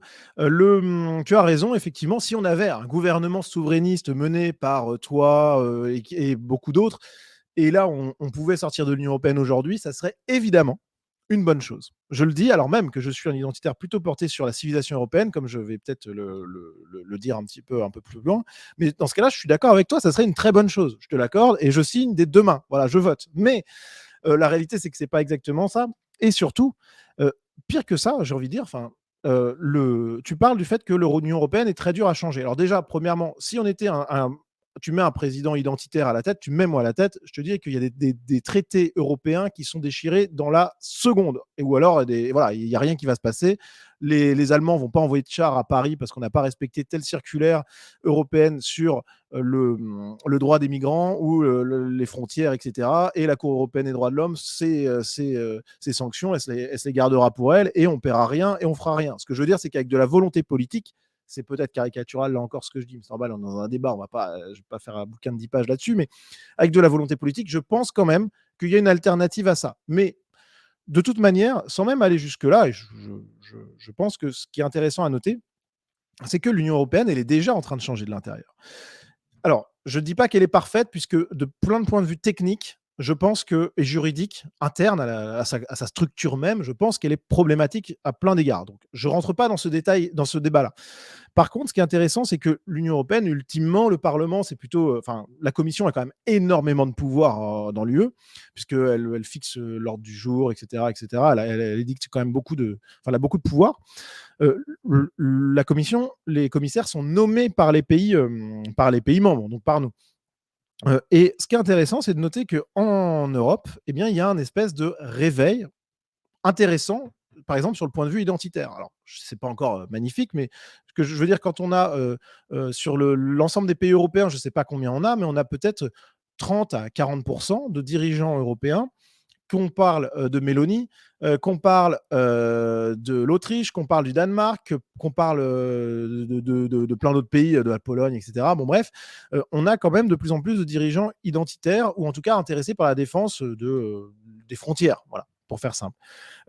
Et sur ce point strict-là, je pense que ce qui pourrait être une situation un peu marrante d'ailleurs, c'est que finalement, on se retrouve, nous les Français, les derniers, à avoir un espèce de type pro-immigration, sans limite, etc., Black Lives Matter et compagnie au pouvoir, alors que tout autour, l'Union européenne serait peut-être une espèce de défense contre ça, parce que tout autour, on aurait Orban, on aurait Mélanie, on aurait les Danois, etc., qui imposeraient à la France macroniste de fermer ses frontières, par exemple. Est-ce que ça, si jamais ça arrivait, est-ce que toi, tu te dirais finalement, bon, le souverainisme, même si effectivement j'y crois toujours et que c'est ancré en moi, de manière stratégique, est-ce que finalement l'Union européenne, on ne pourrait pas la laisser en vie quelque temps, le temps de se débarrasser de Macron? Ah non, il n'y a aucune chance que ce que tu proposes arrive, quoi. C'est-à-dire, parce qu'il ne faut pas oublier, le point de vue juridique, c'est que l'Union européenne se change qu'à l'unanimité. C'est vrai. Si tu n'as pas l'unanimité, il suffit qu'un seul pays qui bloque, le Luxembourg, même de 1 million d'habitants, il peut te bloquer le truc. Sur une réforme fiscale, tu ne pourras jamais arrêter l'évasion fiscale dans l'Union européenne parce que le Luxembourg, l'Irlande te bloquent le truc sur l'évasion fiscale. Mais là, tu parles pas des normes, Les tu traités. parles des statuts, tu parles des Ouais, traités. les traités. C'est ce que je... Ouais, les traités, dans les traités, il y a par exemple marqué que l'Union européenne n'a pas de frontières, c'est Schengen, tu vois. Il n'y a pas Oui, de mais frontières à l'intérieur de l'Union européenne. par contre, ce que je veux dire, c'est que la politique migratoire, elle n'est pas régie par ces traités. Je n'ai pas la Non, référence il y a en une tête. partie qui est régie par les traités, parce que Schengen est dedans, et une autre partie qui est régie par le droit. Mais Et le fait qu'on ait une on pourrait voilà, agir dessus. voilà. Mais il n'y a pas que 30 ou 40% de gouvernement identitaire en Europe. On est plutôt à 20% déjà, hein, parce qu'il y a quoi? Il y a le Danemark, mais il n'y a pas l'Espagne, il y a l'Italie, bon, oui, ok. Qui d'autre? Il y a Orban, L'Autriche, l'Autriche, Orban, ouais. Voilà, la bon. Pologne. Ouais, on est à 20%, quoi, tu vois, sur 27 pays. Donc déjà, on est très loin. Et il faudrait qu'on arrive à 50, 60, 70%, même parce que tout se fait à majorité qualifiée. Donc c'est à 60, 70%, la majorité des choses. Et ça, c'est les règles. Donc ça va être très compliqué, si tu veux, d'avoir les 70% pour. C'est très, très inenvisageable pour que l'Union européenne elle-même change les lois sur l'immigration. Et n'oublie pas qu'en plus, dans ces pays, il y a plein de pays qui, étant en plus en démographie négative, ont tendance à dire ah oui, mais il faudrait faire bien des immigrés parce que sinon on n'aura pas de retraite. Tu vois, donc ce qui n'est pas le problème de la France, mais il y a cette tendance. Donc ça, j'y crois pas. Franchement, je pense que c'est un doux rêve qui n'arriverait pas. Puis tu vois, si tu te trompes là-dessus, tu vas laisser 20 ans des flux d'immigration arriver en France en espérant une solution hypothétique qui dépend de nos voisins, etc. Alors qu'on peut prendre notre destin en main nous-mêmes, faire notre campagne de France pour que ça se passe en France beaucoup plus rapidement, tu vois. Donc Mais moi, oui, voilà pourquoi sauf je que défends. en fait, on parle quand même tous les deux, on parle quand même tous les deux d'un monde un peu rêvé, tu vois, parce que Non. tu vois, Ah c'est-à-dire non, que mais le souverainisme, ça peut arriver très vite, tu sais. Je vais dire, Meloni, elle est arrivée en 5 ans. Elle était à 2% ou 3% il y a 5 ans et demi, je crois qu'elle était à 2%. elle est Si toujours tu dans veux, l'Union européenne. les situations politiques peuvent bouger très vite. Les indignés qui ne sont pas un mouvement politique que j'apprécie spécialement, hein, en Espagne, ils sont montés très très haut très vite et pourtant avec des idées moyennes. Donc si tu veux, Mais tu as tu sais que cet argument que tu emploies là, je peux l'utiliser précisément dans mon sens en disant bah oui, mais justement, ça va changer très vite de mon côté aussi. oui, Donc mais tu vois, sur on parle 27 pays, la Ah probabilité oui. que ça change dans 27 pays différents, c'est plus faible que dans un seul pays. Je veux pas taper sur la France inutilement et les Français qui, quand même, mériteraient un bon coup de pied au cul de temps en temps, sympathique, parce que je sais que c'est pas eux les responsables et que c'est les mecs qui font de la propagande au sommet, mais Ouais. les Français, avant que ça change, j'ai un peu de doute. Par contre, du côté d'Europe de l'Est et même d'Europe du Nord, je sais que ça peut bouger beaucoup plus vite quand même. Si tu veux, les Français sont quand même les gens qui ont le plus de couilles et les plus politiques d'Europe, hein, si tu veux. Moi, alors là-dessus, si tu veux, tous les Européens se font écraser par le néolibéralisme. Hein, et les jeunes, vous le savez ce que c'est. Payer un appartement, impossible, des boulots précaires, pas de thunes. C'est qui a bougé, qui est allé dans la rue par millions pendant un an? C'est les Français avec les gilets jaunes. Les autres peuples d'Europe, ils n'ont pas moufté, tu vois. Et Oui, ils mais l'ont derrière, fermé. ça donne rien. Le peuple français est éruptif, il est politique, politiquement beaucoup plus développé et intelligent que les autres peuples. C'est le cœur politique de l'Europe, très clairement la France. Et c'est dommage d'ailleurs qu'on ait dégénéré à ce point-là en politique, hein, parce que clairement, là, on a des dirigeants d'une nullité absolue par ce système. Mais je voulais revenir sur un truc fondamental. Tu dis, Ouais. on peut déchirer les traités européens. Oui. Ah ouais. Et dire les lois européennes, on ne les applique pas. Mhm. Tu sais qu'il n'y a aucun pays qui l'a fait. Hein. Quand Ben, c'est pas Salvini grave. était au pouvoir, en Mhm. fait, qu'est-ce qu'il a fait? Par exemple, est-ce qu'il a réduit l'immigration? Non. Salvini, immigration en 2017 en Italie, 330 000, 2018, 330 000, 2019, 330 000. On ne voit même pas quand Salvini est arrivé. À Ouais. peine sur l'immigration illégale. Et quand il a commencé, comme c'était un identitaire qui ne plaisait pas à l'Union européenne, qu'est-ce qui s'est passé? L'Union européenne, la Banque centrale a asphyxié les banques grecques, les banques italiennes, a mis les taux au plafond et Salvini a été obligé de revoir 2 fois son budget. Donc tu vois, juste quand tu défies un tout petit peu l'Union européenne, il t'asphyxie, tu es obligé de revoir ton budget. Et Salvini, il avait un peu de courage à l'époque, tu vois, il en a manque maintenant aujourd'hui, mais il en avait un peu. Les Grecs, qu'est-ce qui se passe quand ils refusent? Le président grec Tsipras en 2015 dit aux Grecs, est-ce que vous êtes pour l'austérité de l'Union européenne ou contre? Ils votent à 65% contre. Tsipras est d'accord. Comme l'Union européenne, la Banque centrale européenne a asphyxié l'économie grecque, les Grecs ne pouvaient même pas tirer de l'argent dans les distributeurs au mur. Il n'y avait plus d'argent nulle Ah part. oui, alors Si tu veux, la puissance, La Grèce, la c'est un puissance, sujet très problématique. Je connais un petit peu la Grèce. Alors, je finis. Non, mais la Grèce, c'est beaucoup plus compliqué que ça, pour le coup. C'est vraiment qu'on est sur une population qui est très différente de la France, avec un rapport à la Et à l'État corruption, qui est au différent. travail, qui est extrêmement différent. Oui, mais n'empêche que ce qu'on leur promettait, c'était moins 25% sur les retraites de vieux. C'est ce qu'on a fait. Défoncer la santé publique, l'école publique, baisse des salaires de 20%, baisse du PIB de 25%. Les Grecs ont dit non. Le président était d'accord. La BCE a asphyxié l'économie grecque, comme elle peut le faire pour la française, d'un claquement de doigts, du jour au lendemain. On ne prêtant plus d'argent aux banques françaises. Et attends, je finis. Et à ce moment-là, eh bien, ils ont plié. Salvini a plié, Tsipras a plié. Ça, c'est l'histoire. Dernière chose, et je te laisse répondre. Si tu penses qu'une Union européenne qui est capable de faire un suicide économique comme aujourd'hui, c'est-à-dire à faire en sorte que nos gamins sont à 10 degrés dans les écoles parce que l'électricité, il n'y en a plus. Et le gaz, il n'y en a pas assez. Qu'elle soit capable de détruire toute notre industrie, parce que c'est ce qui va se passer. Hein, l'industrie allemande qui se délocalise en Chine, aux États-Unis, l'industrie française qui ferme temporairement, tu vas voir, ça va être en se passant de 1/3 de notre énergie. Si tu veux, on est avec des grands malades mentaux. 1/3 de notre énergie, on s'en passe, et ben, il n'y aura plus d'industrie, ou alors des bricoles d'industrie, ils sont capables de suicider économiquement les pays européens. Donc, si tu penses, l'argument identitaire qui dit ouais, mais la France, elle est forte, ils vont être gentils avec nous. Ils sont capables de défoncer l'Europe, tu vois, pour le plaisir. Ah ouais, en plus, ça n'a aucun sens. Alors, je suis quand même pas un bonnet, effectivement, et je vais pas leur demander d'être gentils. Mais la France, c'est quand même, tout simplement, s'il n'y a plus de France dans l'Union européenne, il n'y a plus d'Union européenne. C'est tout simple. Hein.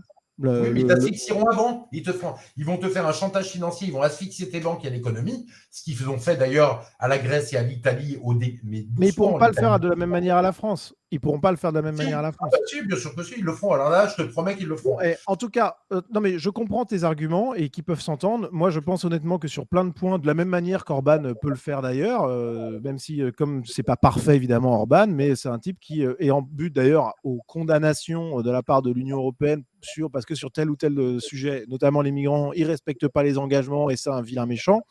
Il n'est pas dans l'euro, Orban. Hein. Il ne peut pas être tenu par l'euro. Là, l'Union européenne a dit je ne te donnerai pas les 10 milliards d'euros de fonds auxquels je te dois. Bon, peut-être qu'il finira par les avoir dans 1 an. Mais s'il était dans l'euro, il serait beaucoup plus mal. Il n'est pas dans l'euro. Et puis, on en parlera. Mais Orban, c'est un grand homme politique de théâtre. C'est-à-dire qu'en fait, il t'explique ah ouais, il n'y a pas d'immigration en Hongrie. Quand tu regardes les chiffres, il y a une immigration dingue en Hongrie. Quoi. Donc, ouais, c'est une migration de travail et pas forcément de peuplement, donc c'est pas la même chose non plus. Mais je comprends ce que tu veux dire. Et on a ici deux visions qui s'affrontent. On est pareil, enfin qui s'affrontent. En réalité, là, on étudie des hypothèses qui sont des hypothèses d'école, puisque je le répète, même si je le souhaite aux souverainistes, mais alors je me le souhaite encore plus à moi, effectivement, l'imprévu dans l'histoire existe et on peut avoir des surprises politiques, mais le fait est qu'on parle tous les deux quand même d'hypothèses un peu, on est sur du tableau noir quasiment quand même. Donc tout peut se passer dans un pays comme ça aujourd'hui. Hein, voilà. Non mais c'est pas faux, mais j'espère que ça se passera bien, que ce soit pour les souverainistes ou que ce soit pour les identitaires, les deux en même temps, ça serait vraiment parfait. C'est comme ça qu'on y arrivera. Ce qui est intéressant par contre, puisque comme je l'ai dit, et je tiens bien à ce que ça soit entendu, je ne défends pas la structure actuelle de l'Union européenne, ni qui est viciée juridiquement, statutairement, à plein de niveaux.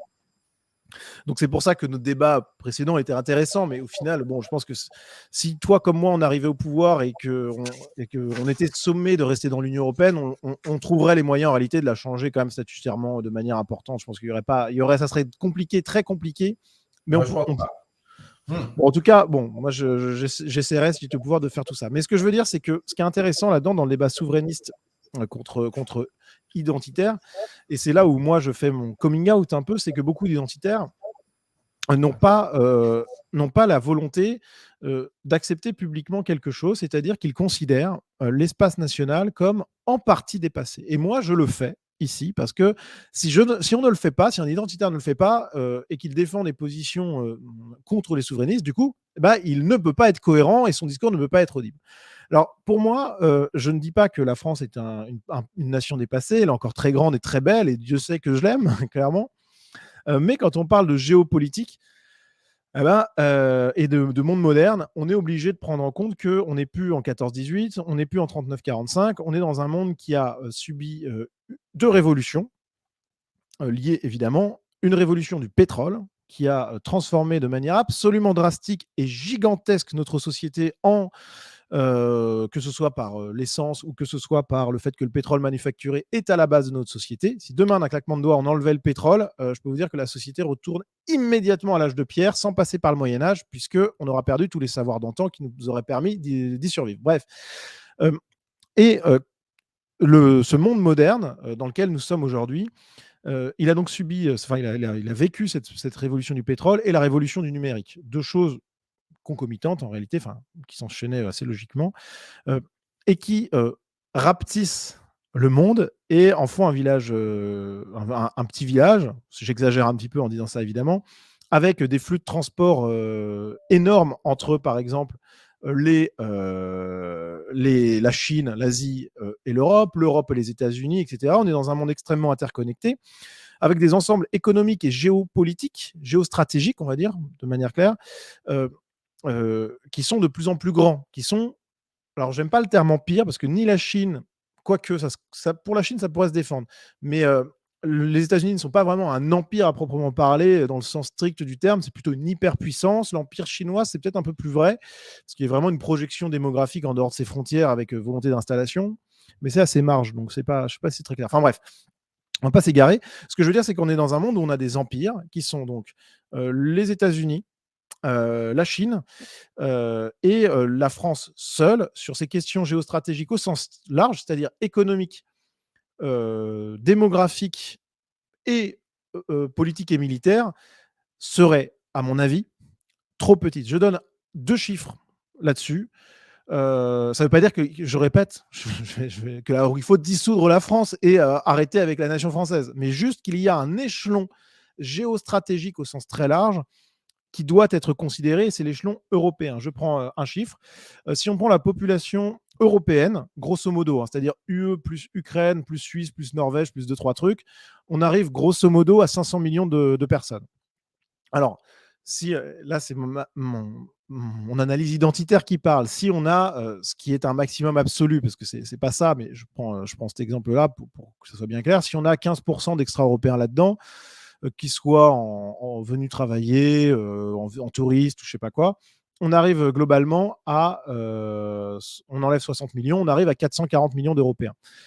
Je veux dire, c'est un ensemble démographique gigantesque qui, même avec la décrue démographique qui s'est amorcée ces dernières années, surpasse très largement les États-Unis, qui comptent 335 millions de personnes. On a 100 millions de personnes de plus, 100 millions d'Européens fiers d'eux-mêmes, prêts à en découdre, à innover, à découvrir, à apprendre, à créer, que ce soit de l'art ou de la technique. Je veux dire, c'est pas un nain. Là, on est dans quelque chose qui est de l'ordre du géant démographique. Donc en démographie, la démographie, c'est absolument tout, hein, en politique d'ailleurs. Dernière chose, alors je vais vous montrer les images. Alors attendez que je vous trouve ça, j'avais mis ça de côté parce que je trouvais ça intéressant. C'est les seules choses que j'ai mises de côté. Hop. Alors, on est quasiment en direct, c'est pour ça. Donc, on a ici, et donc Philippe, je te montre ça. On a les importations dans le monde. Donc, en fait, les couleurs correspondent au premier partenaire commercial du pays dit. Par exemple, les États-Unis qui sont ici en rose, ça veut dire que leur premier partenaire commercial en importation, c'est la Chine. Voilà. Ce qui est à peu près le cas de tout l'Occident, puisque, évidemment, la Chine en importation, c'est eux qui sont l'usine du monde.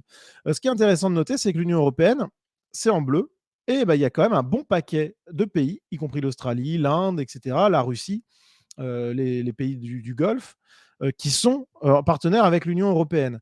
Là, ce sont les exportations qu'on voit. Donc là, il faut lire que le premier partenaire commercial à l'exportation des produits manufacturés aux États-Unis, c'est l'Union européenne. Voilà. Et donc, eh bien, on voit, alors que bon, l'Occident, c'est globalement États-Unis et Europe.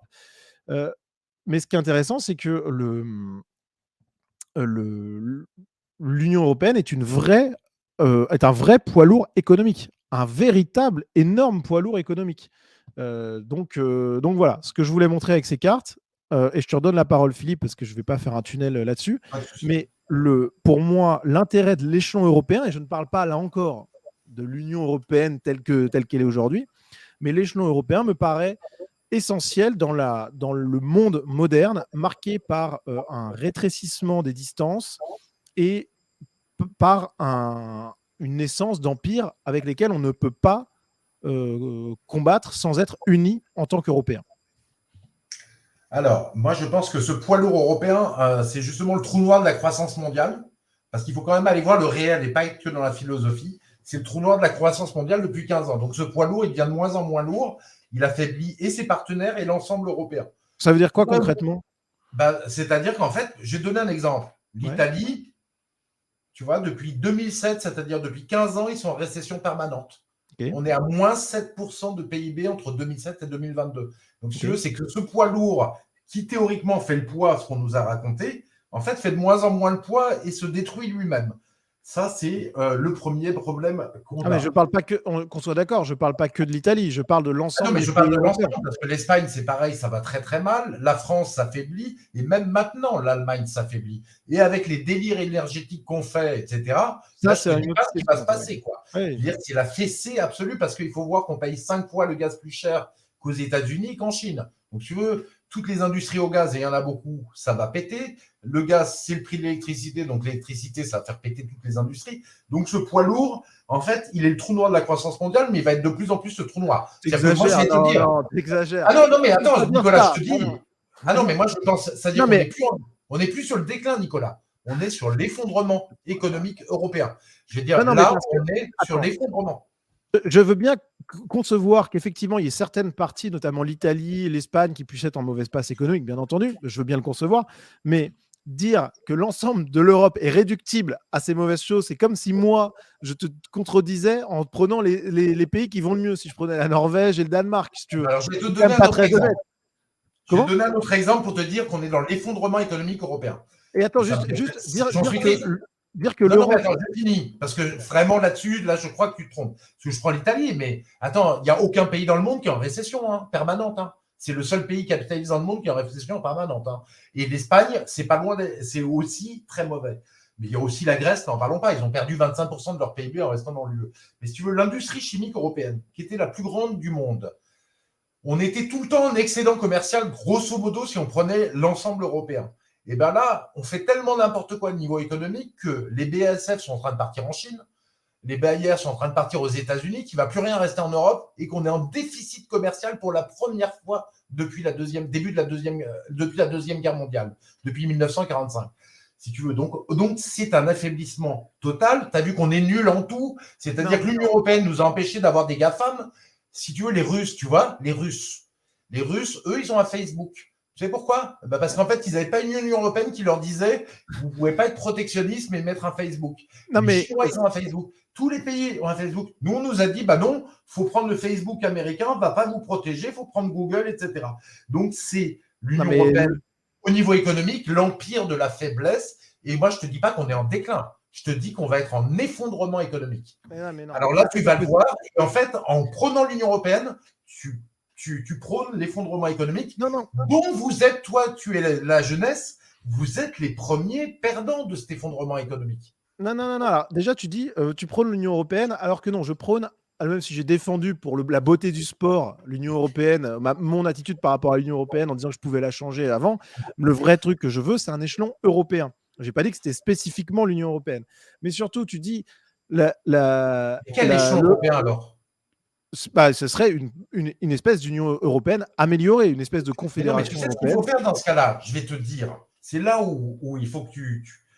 Regarde, quand on faisait des coopérations libres, on y arrivait. On a fait Ariane parce que la France s'est mise avec l'Allemagne et que tout ça était libre. On a fait le Concorde parce que la France s'est mise avec l'Angleterre. Ça n'a pas servi à grand-chose. Mais les Américains n'ont pas su faire le Concorde, ni les Russes. Il n'y a que les Français et les Anglais qui se sont mis ensemble qui l'ont fait. On a fait Airbus en se mettant entre la France, l'Angleterre et l'Allemagne. Faisons des coopérations libres. Il n'y a pas besoin d'échelons bureaucratiques. Et là, on y arrivera. Tu vois, c'est pour ça que moi, je suis pour les nations et les coopérations libres. Bien sûr que sur les plus, il faut faire des trucs et des coopérations. Mais si tu fais des coopérations libres et internationales, ça marchera. Si tu mets l'Union européenne, ça ne marche pas. ITER, je sais comment ça marche parce que je connais quelqu'un qui travaille là-bas. ITER, où on balance 5 milliards, des fortunes, c'est l'Union européenne qui le gère. C'est juste la cata absolue, la gestion. c'est en train de partir en vrille. Ils font des appels d'offres pour des pièces uniques, tu vois, donc ça coûte plus cher de faire le papier d'appel d'offres et ça fout un bordel sans nom. Donc je pense que l'Union européenne détruit tout ce qu'elle. Non, mais À part les pays de l'Est, effectivement, ils s'en sortent bien dans l'Union européenne. Non, mais attends, c'est le tiers-monde de l'Union européenne. Tu veux, il y a 20 ans, ils étaient avec des salaires 10 fois plus bas. Notre industrie s'est barrée dans les pays de l'Est. Moi, je ne vais pas admirer les pays de l'Est qui nous ont bouffé notre industrie avec les subventions de la France qu'elle file pour qu'ils construisent des usines là-bas. On a vu que des usines Goodyear partent de France, d'Amiens, pour partir en Pologne avec l'argent de la subvention pour construire l'usine qui part de l'Union européenne, donc de la France. Donc, tu vois, c'est vraiment de dire que l'Union européenne est un poids lourd économique, c'est un poids lourd si tu le prends à l'échelle de taille, mais qui descend. La deuxième chose, c'est qu'on est en démondialisation. Je veux dire, clairement… Attends, juste sur ce point, tu peux revenir à la démondialisation, mais quand même, tu as dit des choses qui méritent d'être… Parce que je pense que, et comme tu prenais l'exemple de l'Italie et l'Espagne pour catégoriser l'ensemble de l'Union européenne, je pense que c'était un peu malhonnête. Là, pareil, tu t'as dit à plusieurs reprises que c'était le trou noir mondial. Je veux dire, là, j'ai sous les yeux les chiffres, alors je les mets, voilà, la croissance européenne. On était, alors certes, il y a eu une chute en 2009, c'était le crash boursier, je crois bien, et en 2020, puisque c'est le Covid, mais on n'est pas sur un trou noir, on est sur une croissance du PIB qui est, c'est pas 10%, mais je veux dire, le terme trou noir, il est clairement abusé. Alors, ce que je veux dire, c'est qu'on fait 10% de moins, tu vois, sur cette période-là que les États-Unis. C'est-à-dire qu'on a perdu 10% de PIB par rapport aux États-Unis. Oui, mais avant qu'on soit dans l'Union européenne, on avait un PIB qui croissait plus vite qu'aux États-Unis, puis qu'on est dans l'Union européenne, on croît moins vite. Et encore, je vais te dire un truc, les stats du PIB, je commence à douter de certains trucs. C'est-à-dire que, bon, je ne vais pas rentrer dans les détails, mais des fois, on te dit qu'il y a 7% de croissance en 2021, alors que la consommation d'électricité, elle augmente à peine. Je pense que c'est pas 7, c'est plutôt 5. Tu vois, c'est un peu trafiqué. Bon, parce que ça va tellement mal. Tu sais qu'en plus, l'Union européenne a rajouté cette magnifique Union européenne que tu prônes est tellement morale qu'elle a rajouté. Et c'est elle qui l'a demandé. Tellement malhonnête, tellement malhonnête. Je prône rien. La prostitution, le trafic de drogue, et c'est elle qui l'a demandé. J'ai les textes européens, je peux te le prouver. Prostitution, trafic de drogue dans le PIB. C'est elle qui l'a imposé aux pays européens. Donc, tu vois, on en est à rajouter des choses comme ça pour essayer de boucher les trous. Il y a une paupérisation. Moi, je vais dire, je la vois. Attends, je finis. Je la vois, là, tu me répondras d'un coup. La paupérisation de l'Union européenne, la paupérisation de Paris, je la vois, je veux dire, depuis des années. C'est visible. Moi, j'ai des amis suisses, ils me disent que chaque fois que j'ai en France, ça se paupérise. Mais toute l'Union européenne est comme ça. Et je peux dire que l'Allemagne qui va bien, c'est terminé. C'est-à-dire que l'Allemagne, elle n'arrive plus à faire croître son industrie depuis 15 ans. Depuis 2007, elle a à peine cru et maintenant, elle s'effrite et ça commence à aller mal. Et dernière chose, vraiment, ça va mal, l'Union européenne. Je peux te dire, alors je n'ai pas préparé un truc là-dessus sur l'économie, mais je peux te dire que ça va très, très mal. L'industrie, c'est le cœur de la prospérité. Elle fait des accords de libre-échange avec tout le monde et elle va se faire déchirer. Regarde Macron. Je donne un dernier exemple, je te laisse la parole. L'Union européenne est incapable de se protéger. La France était pour, OK, on fait un marché commun, mais on se protège. L'Union européenne, elle ne veut pas se protéger. Elle est ouverte à tous les vents. Conclusion, on fait des subventions sur les voitures électriques. Elles sont fabriquées en Chine et les Chinois vont nous détruire parce qu'ils produisent moins cher. D'accord ? Et on va gueuler après les Américains qui font des subventions que pour les voitures électriques made in USA. Au lieu de dire, eh ben, faisons comme eux. Mais ça, c'est vrai pour les voitures électriques, c'est vrai pour tout. L'idéologie de l'Union européenne, c'est être ouvert à tous les vents, sans identité, parce qu'il n'y a pas d'identité européenne, il y a des peuples complètement différents.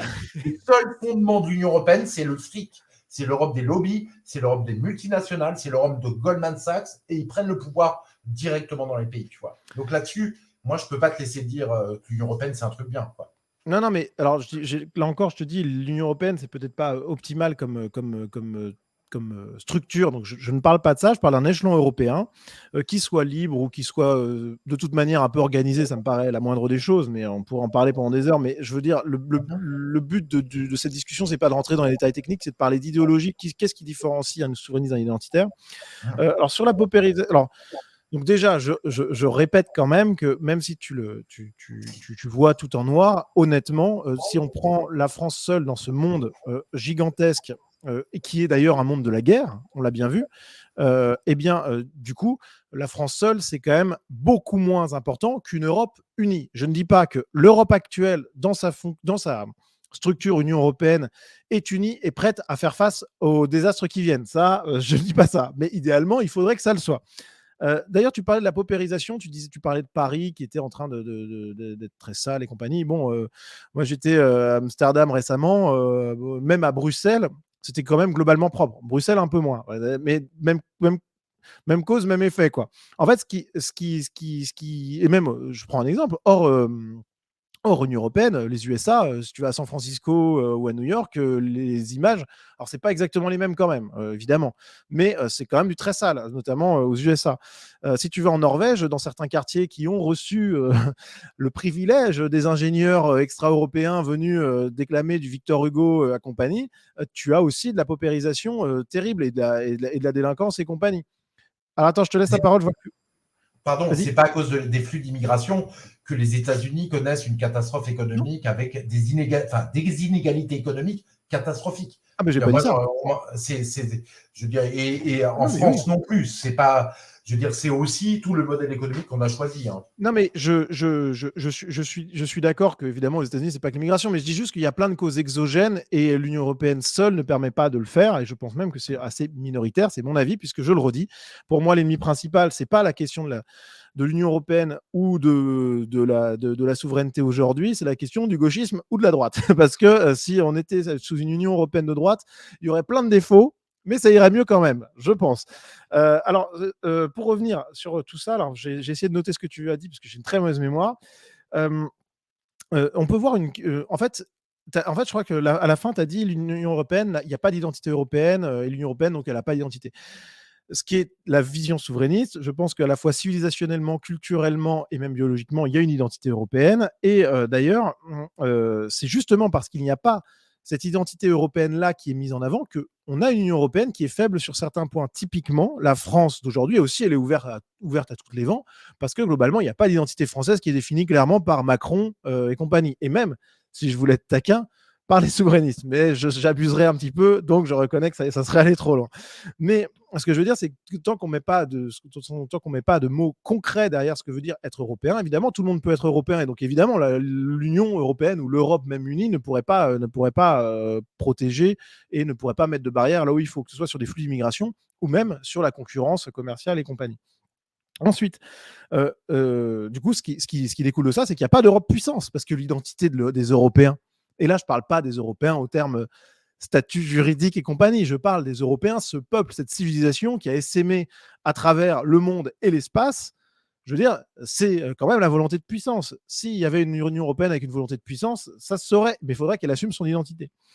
Et ça se voit dans un truc tout simple dont tu as beaucoup parlé, et à raison d'ailleurs, puisque d'ailleurs, je suis pas loin de penser comme toi que, effectivement, l'Union européenne, alors, c'était pas le trou noir économique avant cette année, mais peut-être effectivement que ce qui se passe en Ukraine et en Russie va avoir un impact fondamental. Et ça, je veux bien te l'accorder, même si c'est pas le cœur de notre discussion, puisqu'on parle plutôt du futur que du présent dans ce cas précis, mais c'est vrai que c'est intéressant.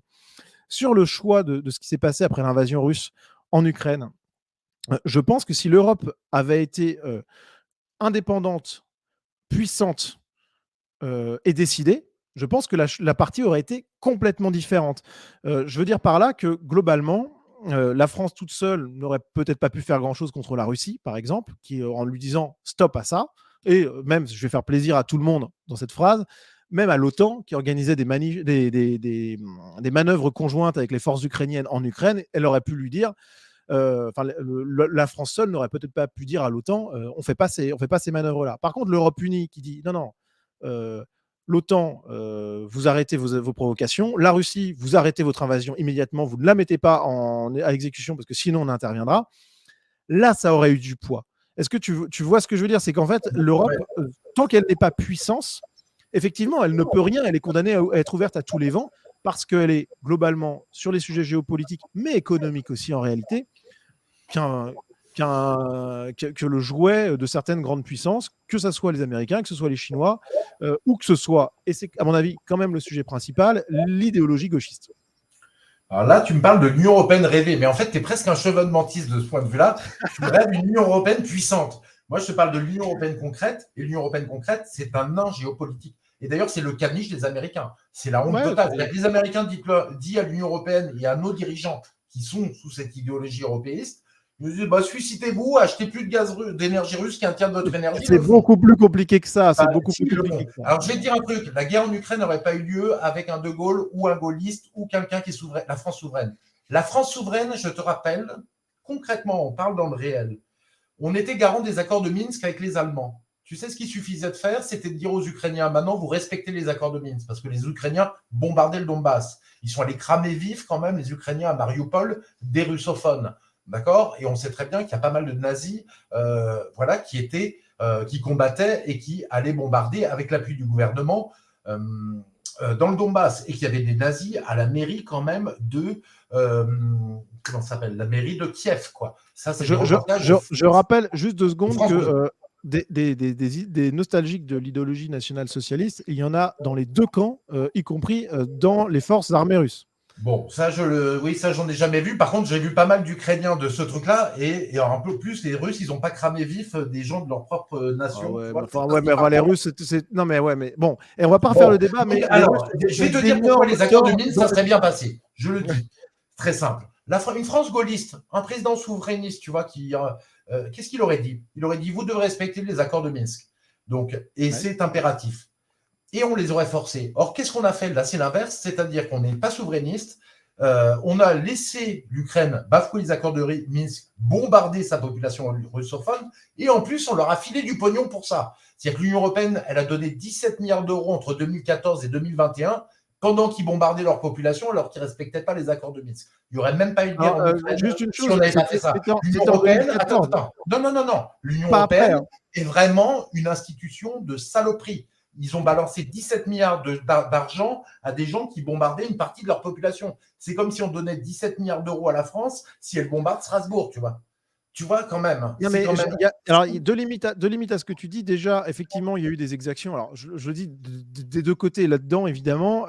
En 2014, de manière massive, et après 2014, les victimes civiles des bombardements ou des combats ou que sais-je, c'est dramatique parce qu'évidemment une mort c'est déjà beaucoup trop, mais c'est quasiment plus rien comparé à 2014. J'ai plus les chiffres exacts en tête, mais on est ça doit être 10 000 personnes par an maximum. Non, bien moins que ça. Ah non, bien moins que ça sur les civils. Sur les civils, j'entends. Sur les civils, pas les militaires. Sur les civils, il y a quasiment plus rien. On est de l'ordre de quelques personnes. Mais ce que je veux dire, c'est que oui, non, mais attends, et tu peux pas être que là-dessus. Le président, qu'est-ce qu'il dit? Il dit, il n'y aura pas de retraite pour les pro-russes, pour les gens qui parlent russe. On leur interdit de parler leur langue, et Poroshenko, le président, il dit, les enfants, ils vivront dans leur cave parce qu'ils méritent que ça. Tu vois, donc tu détestes la population russophone, tu la bombardes, et en même temps, tu veux récupérer le Donbass quand les Russes le prennent. Tu vois, les Russes, ils ont complètement déconné, mais si tu veux, eux, ils n'ont pas payé les retraites, les mecs vivaient dans le noir, dans la misère. Et c'est pour ça là encore, franchement, j'ai pas envie trop qu'on fasse ce débat parce que ça va prendre des heures. Oui, c'est vrai. Mais juste là-dessus, j'ai eu des échos de première main de personnes qui, notamment, avaient de la famille dans le Donbass, etc., avant le déclenchement de la guerre, bien sûr. Et les civils dans le Donbass, déjà, n'étaient pas du tout tous pro-russes, mais alors pas du tout déjà. On était sans doute de l'ordre de 50-50, quelque chose comme ça, peut-être un peu plus, 60% pro-russes, mais c'était vraiment pas du tout tous. Et beaucoup de ces civils considéraient que les vrais criminels, alors ça les engage eux, je ne sais pas ce que c'est, voilà, et puis j'ai pas été demandé à des pro-ukrainiens spécifiquement, des exactions étaient commises par les partisans russes aussi. Donc je veux dire, bon, c'est quand même une situation... Il y avait une guerre, mais si tu veux, quand tu ne payes pas les retraites, un pays qui dit je ne paye pas les retraites, je t'empêche de parler ta langue, qui était la langue russe, parce c'est un pays avec plusieurs langues, l'Ukraine, depuis très longtemps, et que tu dis que les gamins, le président de la République ukrainienne a dit que les gamins, ils doivent rester dans les caves et ils n'iront pas à l'école parce qu'ils méritent que ça, si tu veux. Moi, j'ai un problème. Mais en tout cas, ce que ça montre, c'est que l'Union européenne, on peut la rêver fort. Attends, juste, je suis désolé. C'est un ordre géopolitique. Je t'interromps juste pour finir là-dessus, parce que j'ai vérifié, j'ai regardé les morts civiles entre 2014 et 2021. Et 2014 et 2015, on a effectivement plus de 3000 morts civiles cumulées. Et après, alors c'est dramatique, je le répète, c'est vraiment dramatique, mais c'est quand même beaucoup moins. Voilà. Moi, j'avais d'autres chiffres, quoi. Bon, mais c'est pas grave, le sujet, c'est il n'y a pas que les morts, il y a aussi le fait qu'il y avait une guerre et que les gens vivaient extrêmement mal. Oui, complètement. Non, mais bien sûr. Donc, c'est un enjeu géopolitique. La dernière chose, c'est qu'on est dans une phase de démondialisation. Les Américains essayent de rapatrier leurs usines de puces, ils essayent de rapatrier leurs batteries électriques. Les Chinois disent qu'ils veulent plus de matériel américain. L'Occident veut plus de produits russes. Donc, on est dans une phase de démondialisation. Et c'est là où on n'a pas besoin, certainement pas besoin de l'Union européenne qui nous détruit et qui veut la mondialisation. Il nous faut une France qui veuille aussi vivre et produire chez elle, parce que c'est comme ça qu'on devient riche, c'est comme ça que De Gaulle l'a fait, c'est comme ça que la France était la deuxième puissance économique mondiale. Qu'elle redevienne la deuxième puissance économique mondiale, ça ne sera pas possible dans la situation, mais qu'elle soit une puissance, qu'elle soit riche, tu vois, prospère comme la Suisse hors de l'Union européenne ou la Norvège, que ce soit notre but, et d'avoir de la puissance. On était beaucoup plus puissant, la réalité, quand on n'était pas dans l'Union européenne. La France était Non, mais respectée ça, oui, mais c'est partout, corrélation n'est pas causalité. et maintenant qu'on est dans l'Union européenne, on n'a plus rien. D'ailleurs, je te signale que les Allemands veulent nous piquer notre bombe nucléaire. Il y a des discussions en Allemagne pour ça. Le siège au Conseil de sécurité, que les Européens veulent nous piquer pour le donner à la France et l'Allemagne ou à l'Union européenne. Donc, si tu veux, là, on va devenir réellement impuissant. Mais le réel, il montre quoi? C'est que l'Union européenne ne fonctionne pas. Non, mais sur l'Union européenne, on peut en convenir qu'elle a à la fois un fonctionnement et des objectifs qui sont en contradiction avec nos deux visions du monde, d'ailleurs, hein, clairement, hein, c'est clair et net, hein, ne serait-ce que par exemple sur la question migratoire, sur la question de l'identité, sur la question même de l'économie. Je pense qu'on pourrait, typiquement, la clause de, comment on appelle ça, de non-préférence, qui interdit le localisme dans la commande publique. Je veux dire, ça, c'est du délire total, vraiment total. Mais alors là, pour le coup, c'est n'importe quoi. Donc il y a plein de choses qui ne vont pas, évidemment. Mais ce que je veux que les gens qui m'écoutent comprennent dans ma position, c'est que l'échelon européen, c'est une. Déjà, ça serait une. Comment dire ça? Déjà, c'est une nécessité géostratégique. C'est-à-dire que l'Europe unie a plus de poids que chacun de ces pays mis bout à bout. Je pense que c'est une évidence absolue. Et puis, surtout, c'est comment dire, cette loi de l'histoire qui, à mon avis, va vers ces grands ensembles. C'est pas, comment dire, c'est quelque chose de presque, alors là, on va dire que je suis un rêveur, mais c'est quelque chose de poétique et qui résonne avec notre fibre, à nous. Et d'ailleurs, je voudrais renvoyer vers une vidéo d'Egonon, alors qu'il y a un youtubeur, pour le coup identitaire, mais très intéressant, qui parle de la droite et la crise du nationalisme, qui analyse un bouquin d'Adriano Romualdi, qui est un auteur italien, qui est très intéressant, et qui parle justement du fait que le nationalisme, la vision de la nation comme espace politique et comme utopie politique, on va dire, et n'est pas adapté aux enjeux. C'était écrit, si je ne m'abuse, dans les années 70. C'était dans les années 70. Alors, c'était à l'époque de la guerre froide, il était italien, donc bon, c'était un monde particulier, mais je veux dire, on est encore plus dans la mondialisation.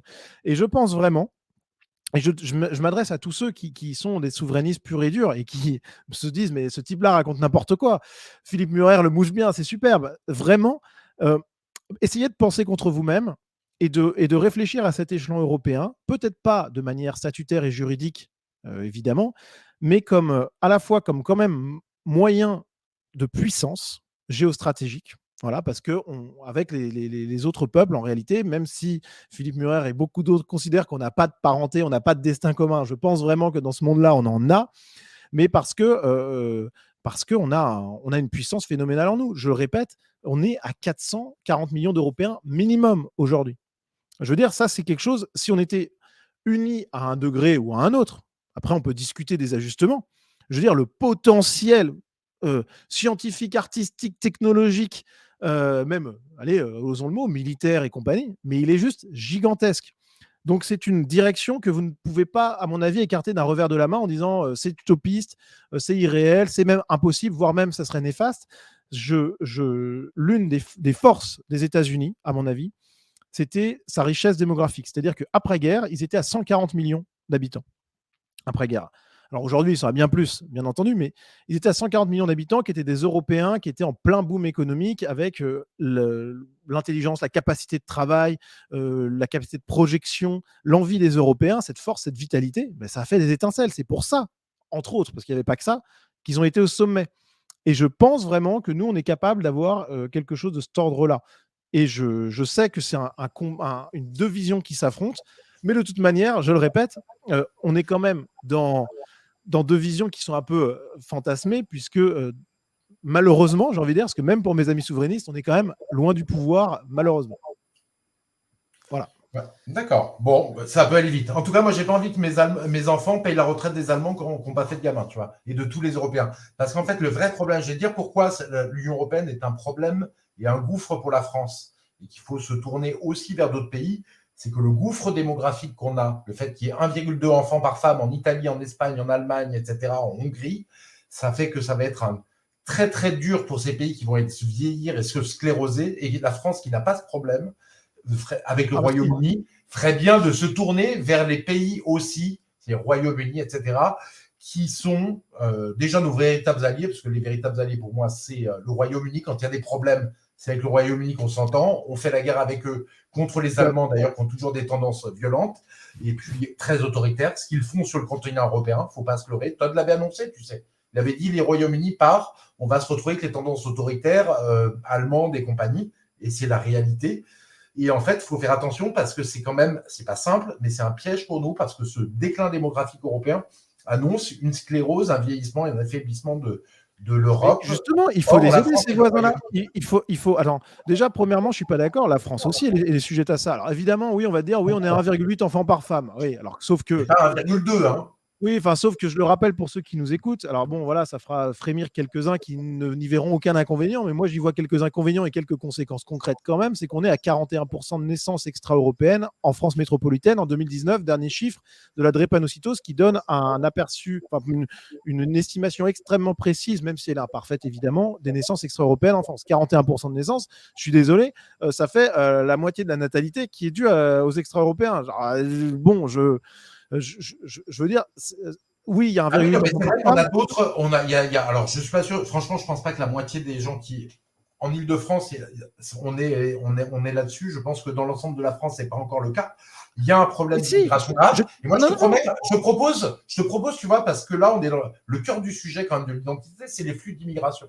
Et je te propose qu'on en discute, quoi, parce que sinon, c'est le cœur du sujet, quoi. Non, mais carrément, mais juste là-dessus, pour le coup, et je te jure que les chiffres sont vrais, et j'invite tous les spectateurs de Sonoras à cliquer dans la description, vous avez un lien vers une vidéo qui reprend ces chiffres-là, ce qui sont, alors il y a peut-être 1 ou 2% qui ne sont pas justes, évidemment, parce qu'on n'a pas de statistiques ethniques malheureusement en France, qui est un drame, enfin passons, mais je te jure que c'est quelque chose qui est reconnu comme valable par les experts, y compris par les mecs de gauche. J'ai en tête un journaliste du Monde, je crois, qui s'appelle Éric Dupin, qui a écrit un bouquin où il parle de cette question. Il dit oui, effectivement, c'est une bonne estimation. Donc quand on dit 1,8 enfants par femme et que la France n'est pas concernée par les problèmes de l'Italie, je dis déjà attention parce qu'il faut pondérer ce chiffre avec cette donnée-là qui est essentielle à mon avis, puisque je rappelle juste aussi à tous ceux qui nous regardent que des zones géographiques dans lesquelles il y a 50% de personnes qui peuvent être extra-européennes, etc., c'est la Seine-Saint-Denis, c'est certaines autres zones géographiques, ça va pas bien.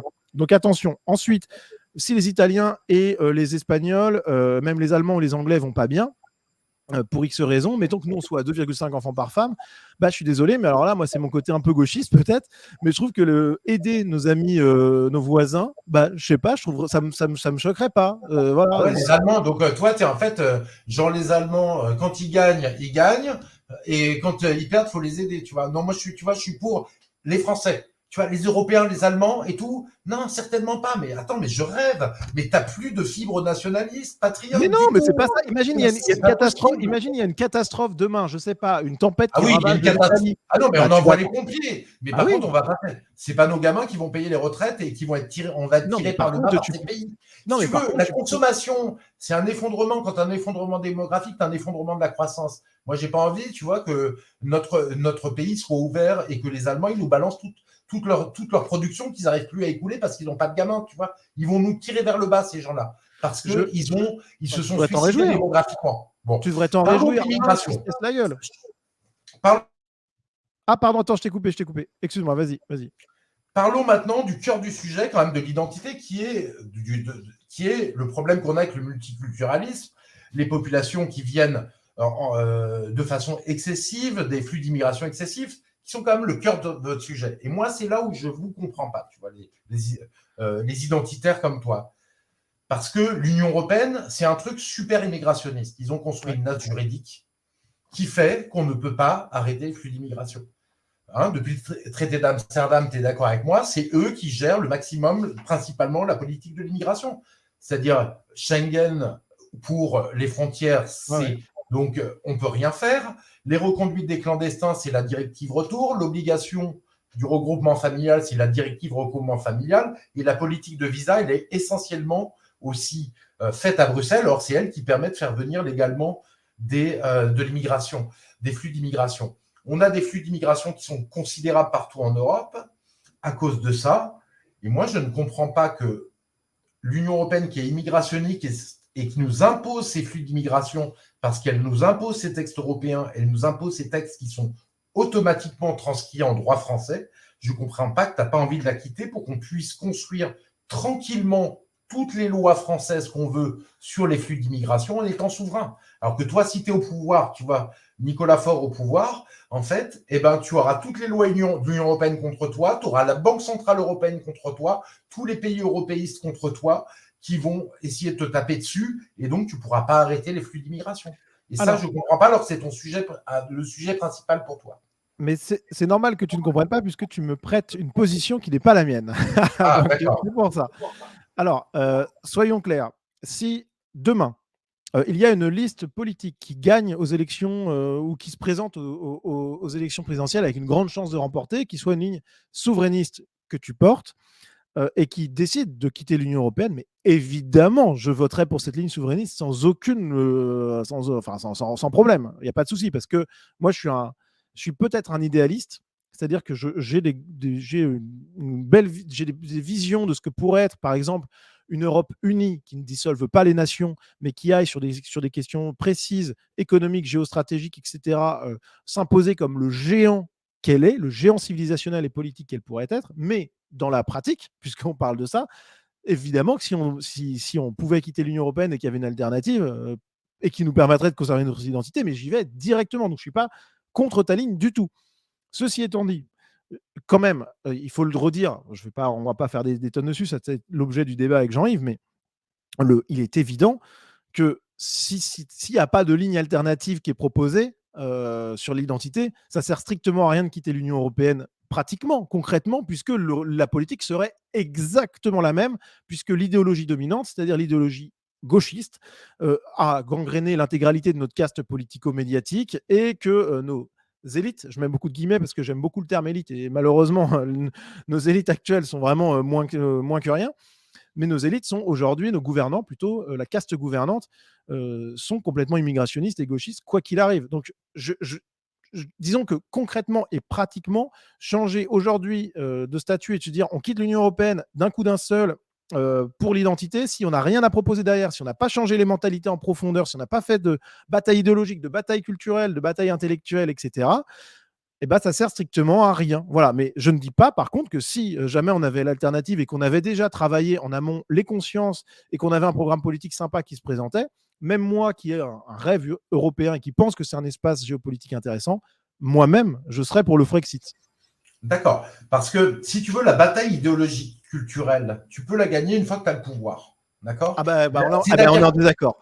C'est-à-dire que le truc qu'on a, la position qu'il y a en fait, c'est que effectivement, les élites, les médias, les élites politiques ont un logiciel mondialiste et immigrationniste.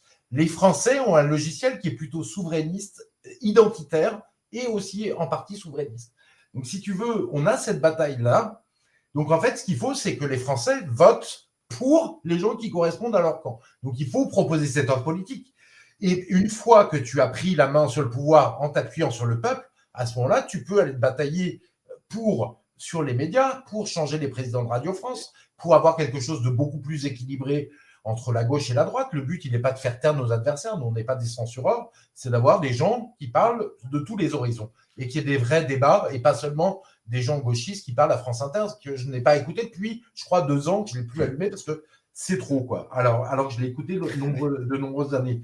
Et cette bataille culturelle aussi, tu peux la faire quand tu as le pouvoir. Donc, c'est pour ça qu'il faut une alliance souverainiste et identité pour prendre le pouvoir et pour gagner cette bataille. Tu vois. Et la logique, pour moi, elle est là. Et moi, je te dis, par contre, tu vois, quand tu me dis il y a un peuple européen, là, je trouve que tu te trompes de choses. Il n'y a pas un peuple européen, je dis qu'il y a une civilisation européenne avec des peuples européens. Mais très intéressant. Il n'y a pas de civilisation européenne. Je ne suis pas d'accord. Je vais dire pourquoi.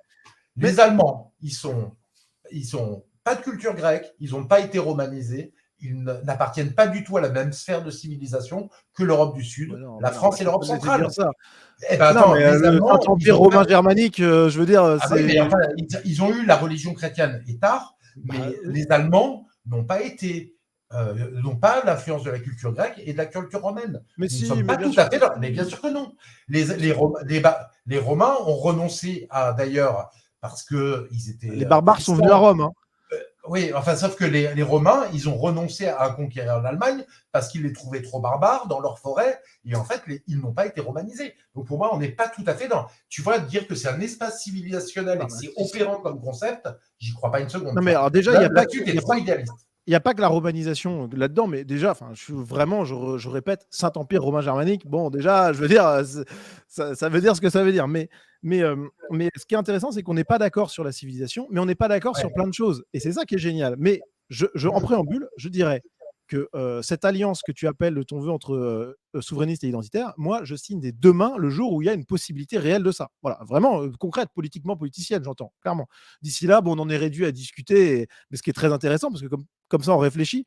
Mais voilà. Alors, sur le pouvoir, attends, parce que je t'avais enlevé le micro, vas-y, si tu veux reparler. Moi, merci. Et après, j'en ai terminé. Ce que je regrette, si tu veux, c'est que les identitaires comme Zemmour, comme Marine Le Pen, qui était pour l'identité, mais enfin, maintenant, c'est un ventre mou, Ouais. en fait, mentent perpétuellement aux Français en leur disant, bah ouais, on va pouvoir défendre notre identité, arrêter les flux de migration en restant dans l'Union européenne. Et en fait, on est du mensonge, on n'éduque pas les gens, on leur ment, et on ne fait pas progresser la cause, en fait, qui est la cause nationale, qui est la cause voilà, du redressement de la France, qu'on s'en sorte, qu'on se retrouve avec une économie prospère et qu'on Non, arrête mais cette flux d'immigration. On n'arrive pas à le faire.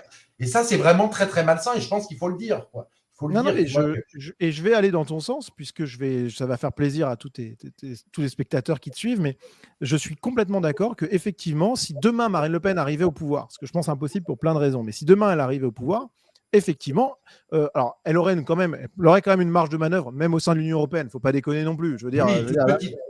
Non, mais elle va pas renvoyer des mecs en avion à tir-larigot, elle va pas réarmer des ferries par milliers, mais il y a quand même une énorme marge de manœuvre qui déjà nous simplifierait quand même beaucoup la vie. Ça serait pas parfait, mais il y aurait une petite marge de manœuvre. Mais oui, effectivement, si elle voulait vraiment avoir une marge de manœuvre à 100%, elle devrait quitter l'Union européenne, ou alors soit le bras de fer, comme moi je l'imagine, mais qui peut être voué à l'échec, j'en sais rien, euh, parce qu'on est quand même la France, je le répète, je veux dire, c'est pas n'importe quoi, mais même si c'était une voie à l'échec, dans ce cas-là, il faudrait qu'il quitte l'Union européenne. Donc là, je suis d'accord avec toi. Alors, pour revenir sur le reste, parce que c'est tellement important. En fait, on a des accords profonds et qui expliquent beaucoup de choses en réalité. Tu parles, par exemple, du fait que on changerait l'idéologie en prenant le pouvoir. Et c'est, à mon avis, une erreur majeure. Je prends un exemple que je vais mettre un petit lien en description et qui va s'afficher d'une vidéo que j'ai faite sur cette question. Pourquoi la droite perd toujours? Explications et solutions. Et dans cette vidéo, je traite de cette question-là. Tout simplement, la droite, elle perd politiquement parce qu'elle n'a pas mené le combat idéologique avant, la fameuse bataille culturelle, qui est en réalité une bataille idéologique, intellectuelle et culturelle. Je la fais en 2 secondes pour que ça soit le plus rapide et le plus concis possible. La gauche a gagné parce qu'après la Seconde Guerre mondiale, ça leur a mis le vent dans le dos, puisque le mal absolu, c'était plutôt des valeurs qui étaient malheureusement plutôt tendanciellement de droite parfois, sur certains aspects, pas tous, je le dis, mais aussi et surtout parce qu'il y a toute une flopée d'intellectuels de grand renom et de grande qualité, notamment l'école de Francfort, qui a mis au point une idéologie globalement de la déconstruction et de l'égalité.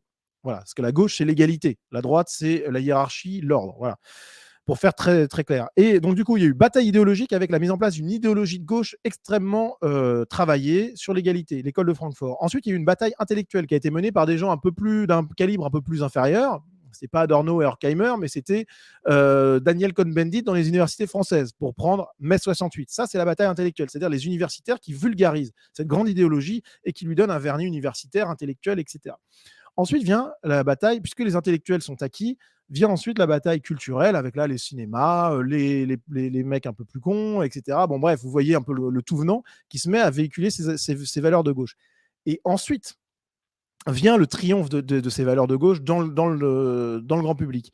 Si demain, quelqu'un de droite, avec par exemple mes idées, ou même les tiennes d'ailleurs sur le côté souverainiste, qui est peut-être moins de droite d'ailleurs, pour le coup, mais c'est pas grave, arrivait au pouvoir, vu que les esprits et les cœurs ne sont pas prêts à accepter ce discours-là, typiquement le mien de fermeture des frontières et de renvoi de beaucoup d'extra-européens non assimilés, je veux dire, ça sera impossible. Les gens ne sont pas du tout prêts à ça.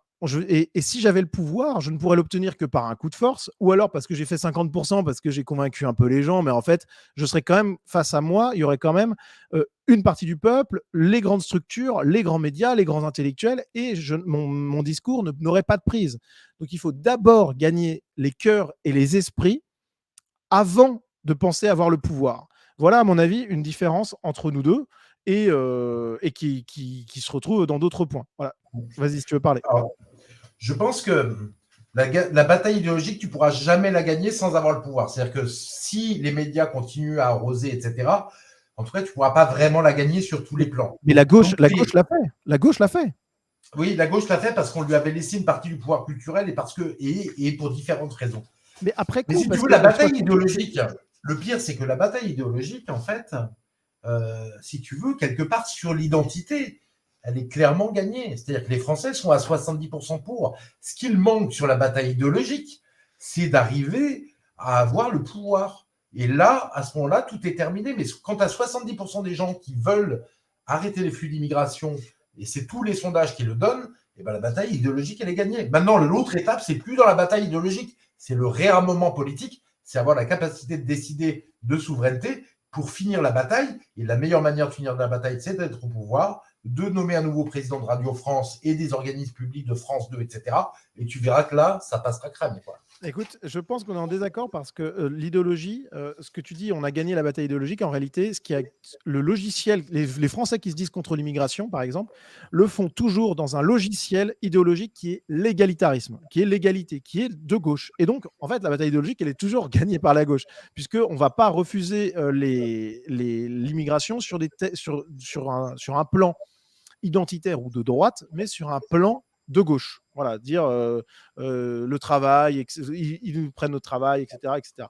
Je veux dire, c'est que c'est là où on a notre cœur de désentente.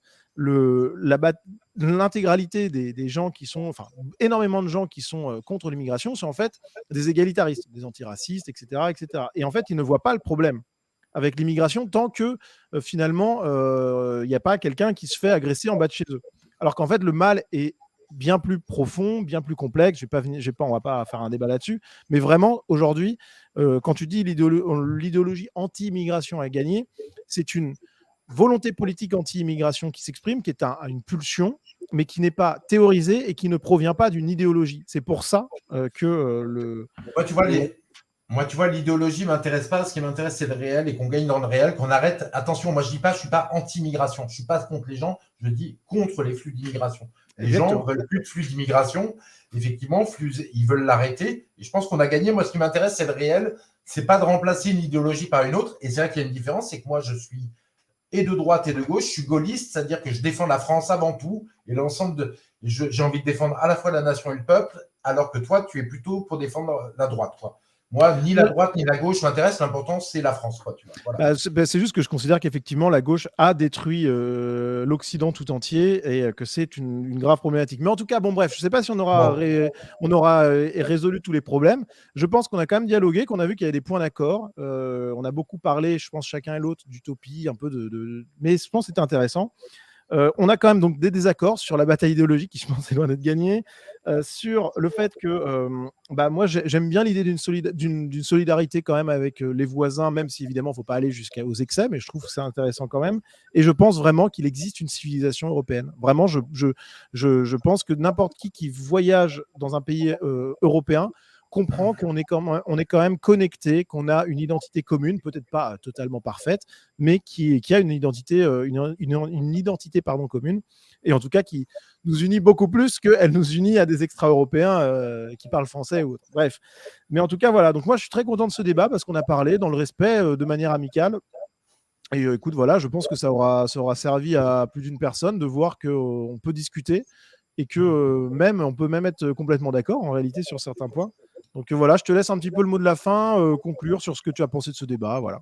Non, mais tout à fait. Non, mais j'ai dit à peu près ce que j'avais à dire. Je dis pas qu'il n'y a pas de civilisation européenne. Je dis que c'est pas un terme qui est opérant et qui peut créer une réalité, quoi. C'est tout. La différence est là. Et je trouve qu'il y a quand même des différences. Et je ne crois pas dans une identité européenne. Enfin, voilà, ça, c'est vraiment la différence. Moi, je défends vraiment l'identité française, la souveraineté française et la bonne entente avec nos voisins. Voilà. Ok. Bon, bah écoute, en tout cas, c'était un plaisir, vraiment. Je pense qu'on n'a rien oublié. Je pense que ça fera Non. plaisir aux gens. Voilà. Et puis bon, de toute manière, ça fait 1h50 qu'on est ensemble, donc on a pu dire des choses.